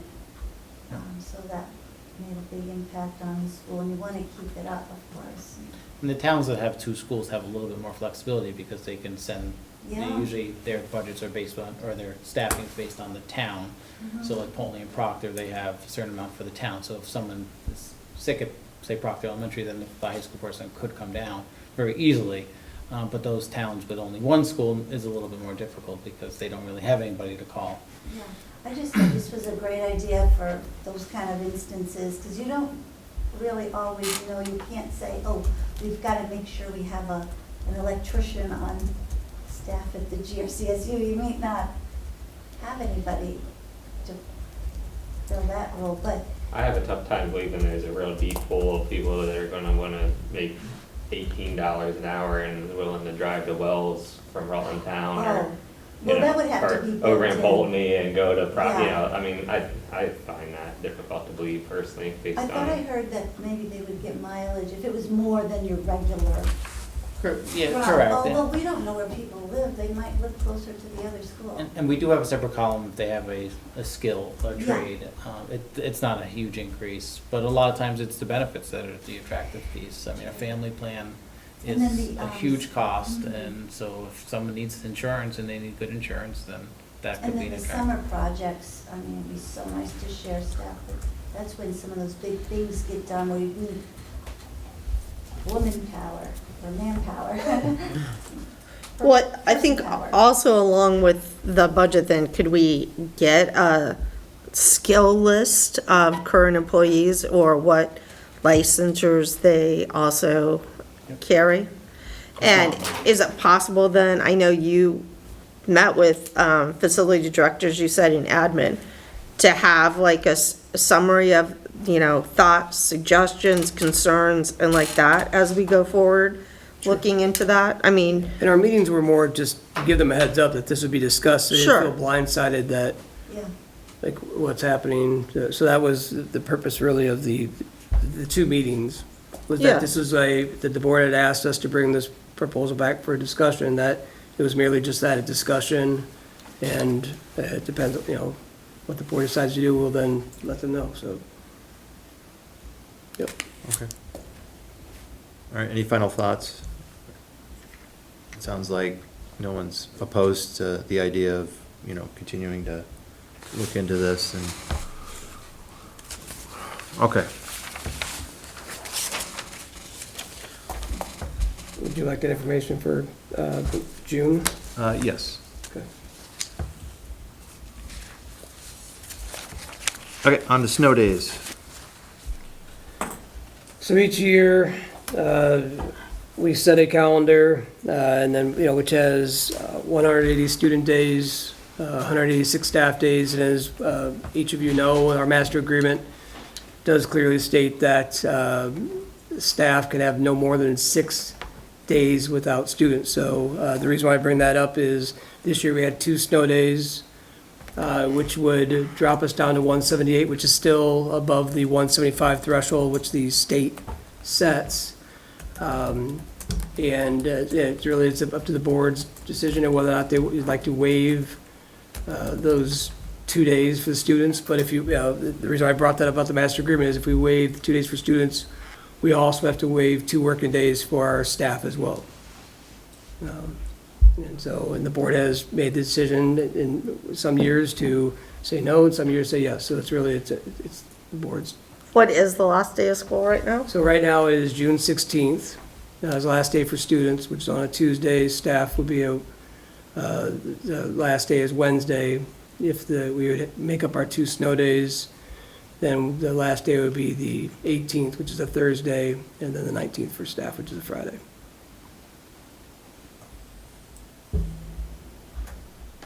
I'm fine with waiving personally. Is that not a holiday anymore? What's that? Well, Juneteenth was a holiday. It's not that old. No? Not federal.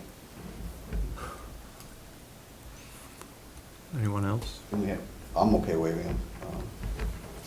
Thought we had to take it off two years ago. It was a Monday. Well, and then also too, we're, if we waive the teacher days, don't we need, in the past, we've also paid the support staff too. Right. So now you have to, you're paying the support staff as well. I'm not- All staff would be paid for 2 days' wages, yes. I'm also okay with that.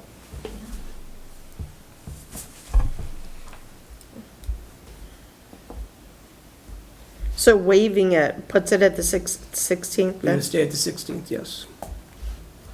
So our calendar would not change then. Okay. I just would need a We're over motion. the threshold. Yeah, well, Amanda?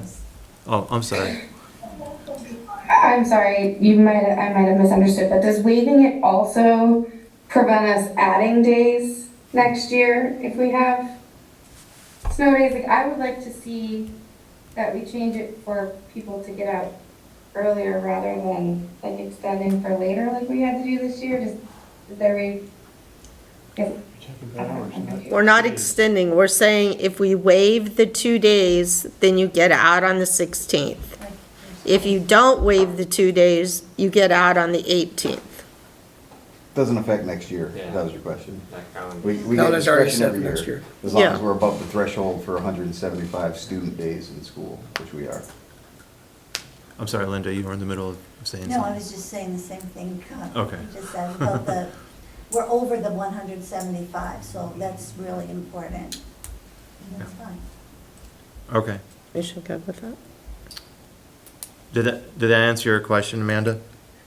Yes, I'm sorry, I thought we were talking long-term, not specific to only this school year. I apologize. Yep, snow days. Okay. Anyone else?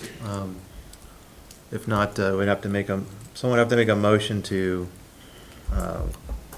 waive the I'll snow make a days. motion, we waive the 2 snow days, keep the original calendar of students' last day, the 16th, teachers' last day, the 17th, with the understanding that we're paying all staff. Is that good? That covers it really well. All right. Any further discussion? All right, all those in favor, please say aye. Aye. Aye. Okay. Any opposed? Okay. Were you and I? Well, we'll just do a roll call really quick, because. Who's the clerk? I can do it. Amanda? Yes or no, Amanda? Yes. Linda, Yes. Tim, Yeah. Colin, Yes. Jess, Yep. Eric. No. No.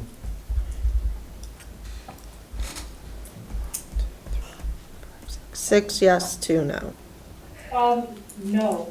Oh, God, Meredith, I'm so I was gonna sorry. say, and Oh, This and is then, 3. and then Meredith. also Philip Lapp is from IRA. Oh, I'm sorry. Philip?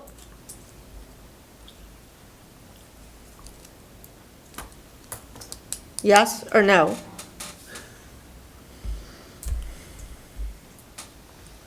That's why I'm not the clerk. He abstains. Okay, Okay. so motion Alright. still carries. So 6 yes, 3 no. God, I'm sorry about that, Meredith.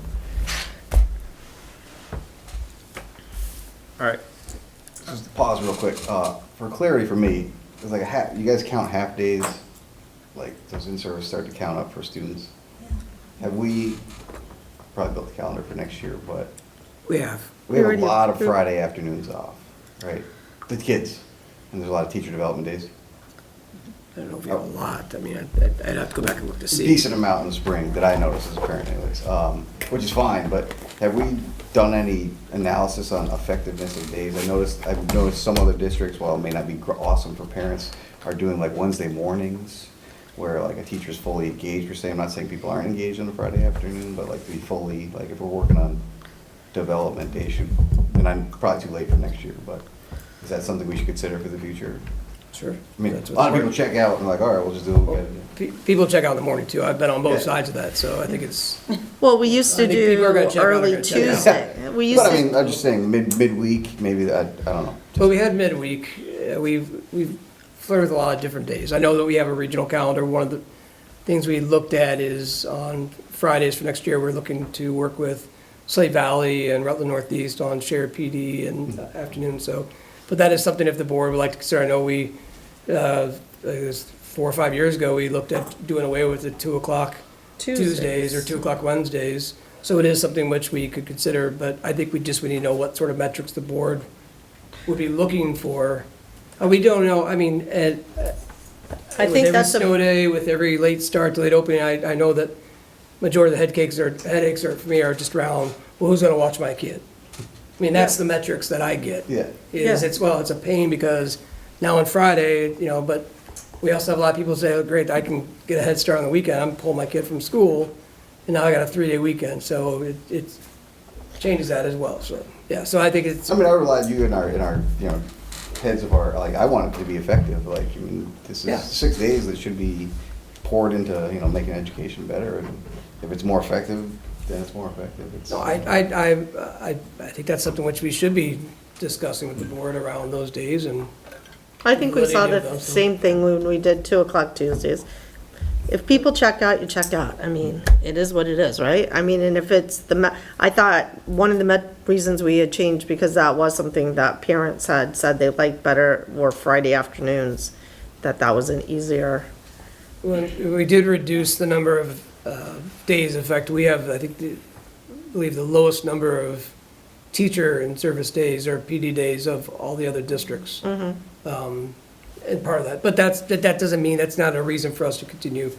No. If the board would like to continue to explore that, we have no problem having that discussion, but I think you just need to know what sort of metrics, information that you would need. I would also add to that, Colin, that one of the things that the admin team with all the building principals have been talking about a lot this year is ensuring that the work that we do during those days and the commitments that we make to each other are followed through, and that all staff are held accountable for those, regardless of whether or not they were present on the actual day. And so our principals have really been working with staff. We submit the attendance to them from the sign-in sheets after every single in-service day, and they follow up with if there were staff that weren't there and they didn't know that it was a planned absence and weren't able to plan ahead with that person, and they make sure that whatever was covered during those sessions, the staff member has a plan for becoming informed about that information and following through on it. So we've really been working at it from that way in terms of effectiveness and helping our principals to support their staff in following through on the things that we talk about at those in-service days and really embedding them into the ongoing work of the buildings in a really intentional way. It's been an effort for us the last couple of years in particular. So in 2 of the Fridays, our master agreement, before holidays, that we have student staff. So I'm looking at the number of days. We have one in May, one in April. So we have 1, 2. And we did reduce one, didn't we, 3. for next year? Already, yeah. Well, perhaps this is something that we can also put on a future agenda. Yep. And Is it commonplace in master agreements to have that caveat, like you mentioned about the, no more PD than days. X amount of, that's not in typical master, or in the other master agreements? I don't, what do you mean? Where like teachers can't have more than 5 days more than students, or, because I feel like this conversation that we have year after year after year comes down to that more than it comes down to whether or not these kids are losing instruction on the final 2 days that we now have to, because I'm more than confident that the teachers have tailored their curriculum and their, process to make sure that the kids have gotten their full allotment of education. So that when I get the no's, it comes down more to, I feel like, budget than it comes down to, the student need. So that's why I was asking that question. Well, I think there's 2 different things you're asking. I think one is around is that common in a contract, and 2, in terms of why people are voting no. I think those are 2 separate Yeah, so things. what about the So I can only first ask one? answer the first part. So, I guess I asked the first part because that's something that possibly we can address as a school board as we. well, I think as you go through negotiations, I think that's, if that's a concern that the board has, that's something which we can look at through negotiations and working with your association around that. So, but in terms of common, I've worked in many different districts, 3 different states. I've not seen that language outside of this SU, but, so. Okay, we have one more thing to get through, unified extracurricular schedule. So back a number of years ago, I want to say like roughly 5 or 6 years ago, as part of negotiations, extracurricular activities like sports were part of the master agreement. And then about 5 or 6 years ago through negotiations, there was a committee formed that was going to look at creating a unified schedule and presented that to both the association and the board. And if that was not accepted, then it was taken out of the master agreement. Back when that was done, there was not consensus and there was not a unified schedule that was adopted.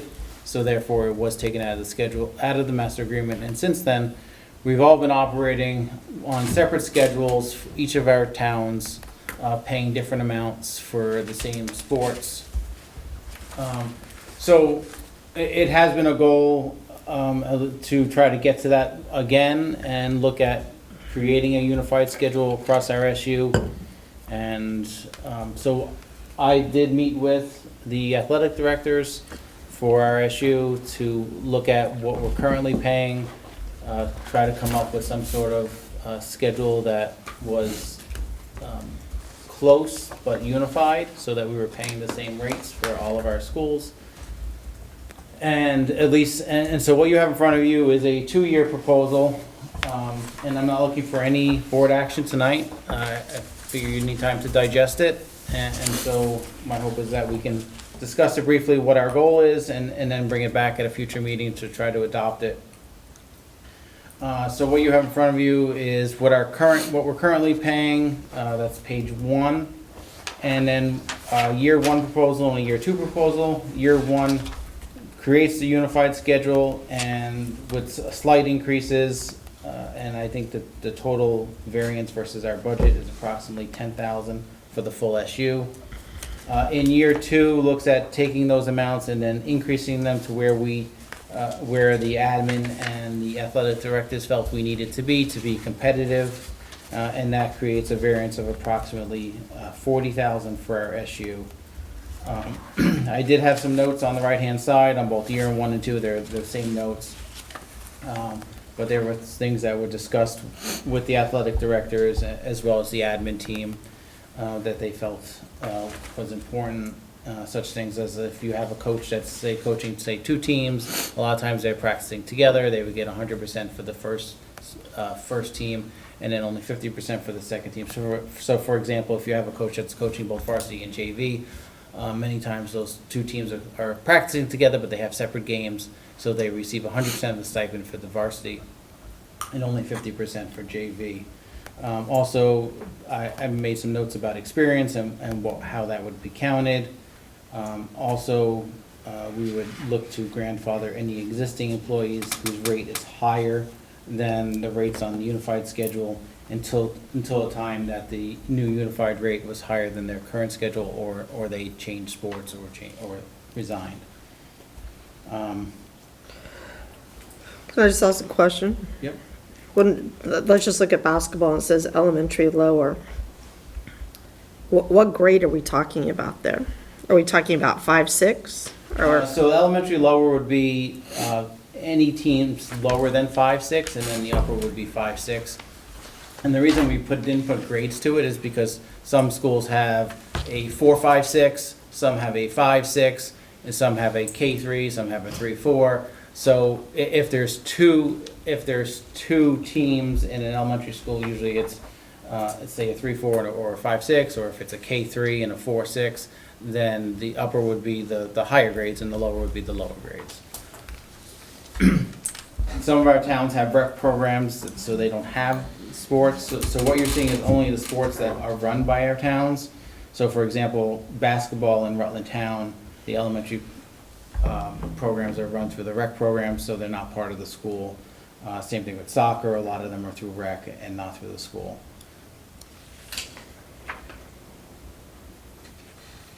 When you say experience based on sport and tier, not the school, that means if someone applies and they've coached middle school at Middlebury for 5 years and then have applied to, they moved to Rutland Town area and they applied there, then that 5 years of experience counts? Yes. Yep. And so based on the tier thing too is, so if somebody coached a elementary school team and then they applied to a varsity team, those years of experience would not count. But if they were at a higher tier, like a varsity, and then they coached junior high, then those years would count, because they are different coaching levels, they're different expectations. How many kids do we have going to our schools that simply come because of sports? They choose a school for basketball, they choose a school for soccer, or they choose a school for whatever reason? Is that a rhetorical question? No. no, because we know they write it on their sheets. They tell us that when they ask where they want to move. I wouldn't have that information.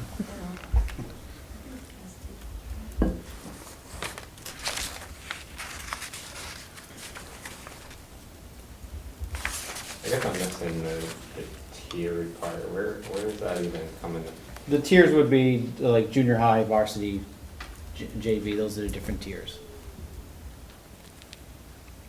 Or, I'm sorry, the experience part. Where's the experience part come into play? Like the second year that they're coaching, or is that, am I missing something? So what you actually have in front of you is just the total cost implications, not the actual schedule. So there is, and I do apologize.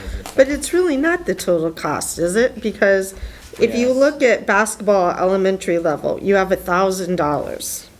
But what if you have, so you're saying if you have 5, 6, that's a team, 3, 4, that's a team?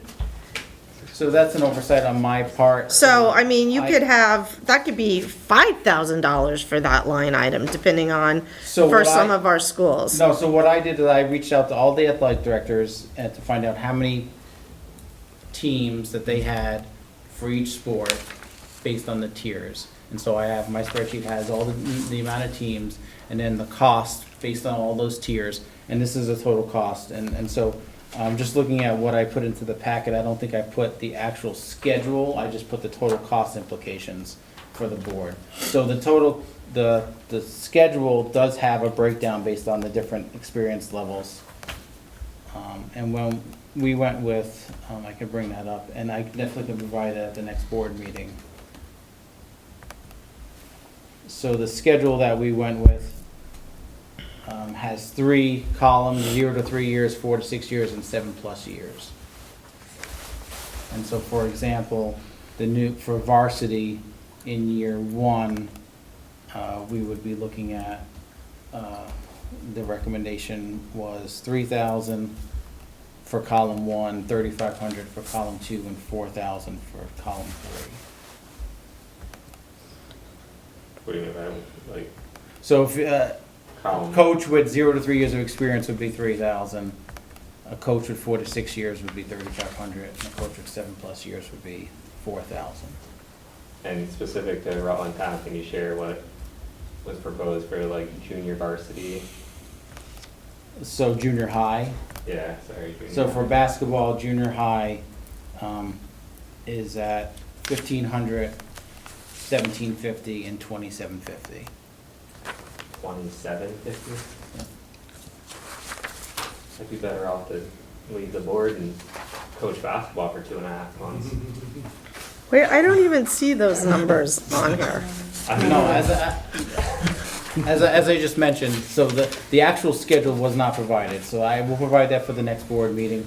I could email the board in advance as well.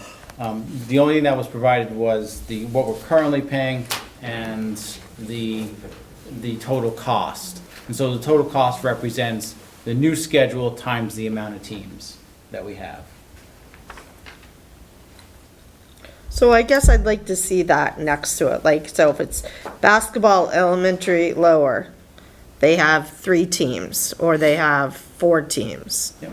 Because, I mean, then I've got to figure out from the total cost how many that is.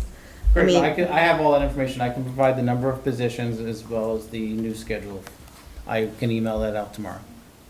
I think the reason, like for elementary lower, if it's like a combined thing, then there's multiple classes, and there probably is only one, because I don't think we have like kindergarten and first grade playing games anywhere in the SU, do we? Like, aren't they on like a combined skills team kind of across the board? Well, a lot of times when they're the co-ed, then there's only one. When you get to the higher groups and you look at the varsity, so for example, on year 1, if you look at varsity for basketball, like Proctor is 7,000. That's because you have a varsity girls and you have a varsity boys, and the rate is. Oh, wait, no, that one.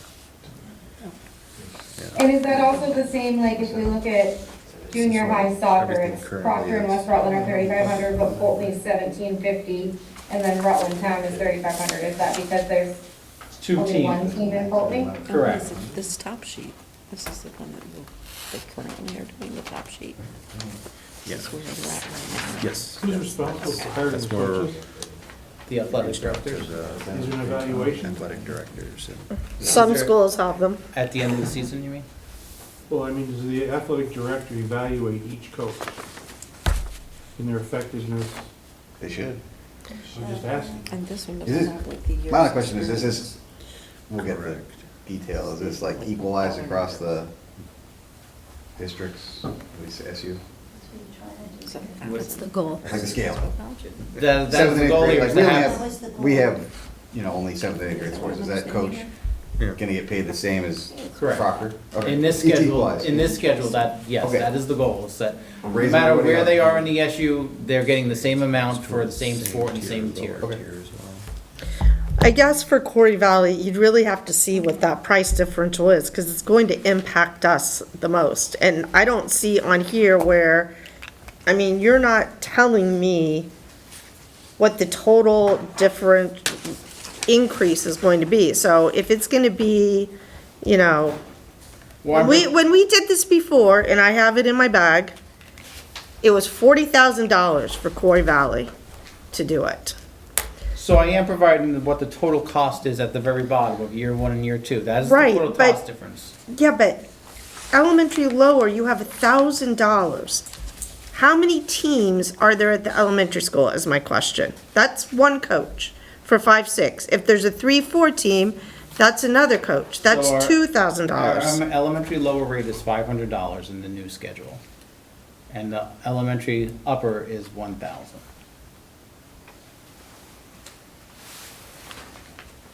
It says $1,000 on Proctor. Yes, this is the total cost, so if you have two teams times 500, that would be, like I said, there is the actual schedule, which I will email to board members Oh my God. tomorrow, This is like, as well as how many teams you each have. okay. Are there- Because when we did this before, it was like $40,000 to make the difference. I don't think I think some of these numbers aren't right. I'm looking at our current schedule, it just says basketball, we have 1,000. I don't think it's right either. So, I'm pretty sure we're paying two Yeah, girls coaches. and boys too. Yeah, but then I go down to year one, and it says 7,000, but again, we only have two teams, 7th, 8th grade girls, 7th, 8th grade boys. And you can't make more than 2,700, so our budget should not be $7,000. And the third year out, it says 9,000. But do you have soccer included there? That's And, just and how basketball. are I'm we just gonna talking make about the basketball line. coaches take less money than we're currently paying them? I did mention, it's also on the side, that we would be grandfathering.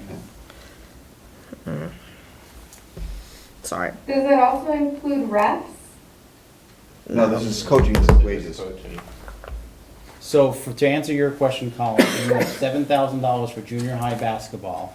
The rate is $1,750, and there's 4 teams. But we only have two teams. I was told that there's 4 teams. There's seven boys, 8 boys, and 7 girls, and 8. Sometimes, but There not might be, always. yeah, I mean, Sometimes they're combined. It Probably depends next on year. the class. So we did it based on, The most. What we could have, not Yeah. like what we could, because Yeah. we only have two teams. That makes Yeah. sense. and I guess that is a common occurrence for you to sometimes to have a 7th and an 8th to your team. Sometimes, depending, yeah. And when you say 7th and 8th combined, like, so if it's a 7th and 8th combined team, then they're only getting the one stipend. Correct. It's only if Yeah. they're coaching a 7th grade basketball game and then following that If up. there's 2 separate teams, yeah, if they're 2 separate teams where they're playing separate games, then that would be 2 separate teams. But if they're a 7-8 team, which many of our schools have a 7-8 Yeah. team, then that's only one team, they would get one stipend. Gotcha. And I think to Amanda's point, to like, some of this has to be at the discretion of the athletic director to, like, you're not just gonna have a 7th grade team with 6 kids, because you have 6 kids, like, they have to do the gelling, they have to control their budget. Like, this could be our high-end budget, but Correct, yep. I mean, to be frank, you know, if you look at our athletic pay, it has been stagnant for 20 years. We do need to make an adjustment as you take it into consideration. But if you look around at what other districts are doing, I mean, we've had a hard time filling a couple positions because we couldn't pay. Okay. So going back to evaluations, I didn't get an answer. I only deal with the finances. I don't know who to ask then. Is the athletic director, my question is. So, Mike, I will speak with the building admins, I'll have an answer for you in May. Yeah, because it would seem that if there's an evaluation of a particular coach for a particular sport, for some reason, if that athletic director decided not to rehire that coach for some reason, he'd need to be able to track that. Some buildings do, and some AD do. They have the coach, they have parents, they have the building admin, and they have the team all do an evaluation. And they base it on that, so. Okay. You didn't need an answer on this. No, like I said, It's we're just- not looking for action tonight. I know everyone needs time to digest this. Plus, there was not things that need to be provided, so I will email PDFs of the additional information. Okay. And my goal would be to have this on the next agenda on the old business for us to continue the conversation. And I would just say, like, if we're having a scale with a universal pay, then we should have a procedure that's universal on how you evaluate those coaches. So, Okay. That would be the goal, yes. As So we, you're gonna come back with grades for per coaches, please? I'm sorry. No, to Tim's point, I think that'll be a hot button to be easier to, I personally think all the wages should come up, but I think to Tim's point, and it's gonna create some hostility for politics, if we had a universal system that should be thrust on our ADs to say, hey, we're chucking some more money at it, but we need to have a concrete plan, and we wanna see some. our goal would be more uniformity in terms of expectations and evaluations, yes. Yeah. So, As we move to a uniform scale, that would be also be the goal, Yeah, yes. but I think that would rely on the ADs, not you guys, to say, hey, you guys gotta vet these people, we wanna see some, we're gonna throw more money at it, we wanna see some That results. expectation would have to come from us, though. Yeah. Amanda? Sorry, my last question. I just wonder about the note, saying like if coaches are doing 2 or more teams, they'll get 100% of the larger amount and then 50% of the smaller stipend. And I'm not sure, is that how we've always done it? I just know like for us, Wells and Middletown, we have a really hard time getting coaches. So if we're only going to pay them half because they're already doing it full price somewhere else, that might cause a problem to get them to volunteer, well, I guess it's not volunteer, it's the stipend, but sign up to do both, right? If they're not feeling fully compensated for both things. That's not what it I think it says. was time, So- wasn't it time spent? So this note applies to coaches that are coaching 2 of the same sport that are happening at the same time. So, like, for the example I use, so a coach that coaches both varsity and JV, many times, if not all the time, those 2 teams practice together. They only have separate games. And so that coach would only get 100% of the varsity and 50% of the JV. If they're at the same place, Okay, right? but if it was at like 4 If it's the o'clock same and coach. 6 o'clock, they would get 100% of both. Correct. If they were having separate practices, then yes. Okay. Okay. Well, I think back to the uniformity piece, not just performance, but to Tim's point too, then the ADs need to come up with like, and I'm not sure what 7th and 8th grade looks like, because I'm not there, I volunteer for the rec, but there needs to be like minimum practice hours. The expectations, So, correct. Not even, not the expectation, we're paying someone now at Well, no, X but that amount would of be, money. We've had some situations where if it's a good ski day, there's no practice per se, that can't happen. If we're paying someone Right, our a goal higher would be is- scale, like you're gonna have 50 hours in the gym. And They that need to has have it. already been discussed, and there's already a document that's Okay. being, Yes. a draft that's being created, that's being worked by the athletic directors that will have, like, what the minimum standards are and expectations for practices. Yeah. I think that would be more important at the elementary level myself, but. Well, I do think, I mean, Championships won. I can only speak, like, on the Rutland Town piece, like, we don't have necessarily a feeder program, right? Like, West Rutland, Proctor, like, you know, your younger grades are being led to your program, right? But we don't have a high school program that's, you know, encouraging this group to do certain things, whatever it is, you know, run certain zones, like, and on that scale. Like, you know, we don't have a relationship with, say, Rutland City where, you know, Coach Wood's saying, hey, you know, this is what we run with our program, this is what we'd like to see you guys working on in Gotcha. Rutland Town, you know what I mean? So Yeah. that's why it's kind of, There's an easy way to solve that problem. Send your kids here. Go, take care of that. right? Okay, well. Sign on the dotted line for an SD. It'll be on the next agenda, according to Lewis, so. So, well, we can talk more about it then. Yeah. All right, so on to second general public comment. I think Sophia wants to speak tonight. Next meeting, June 2nd. I already have a list of future agenda items, but if there's anything new, reach out. And with that, Mike moves to adjourn us at 8:08. All those in favor, please say aye. Aye.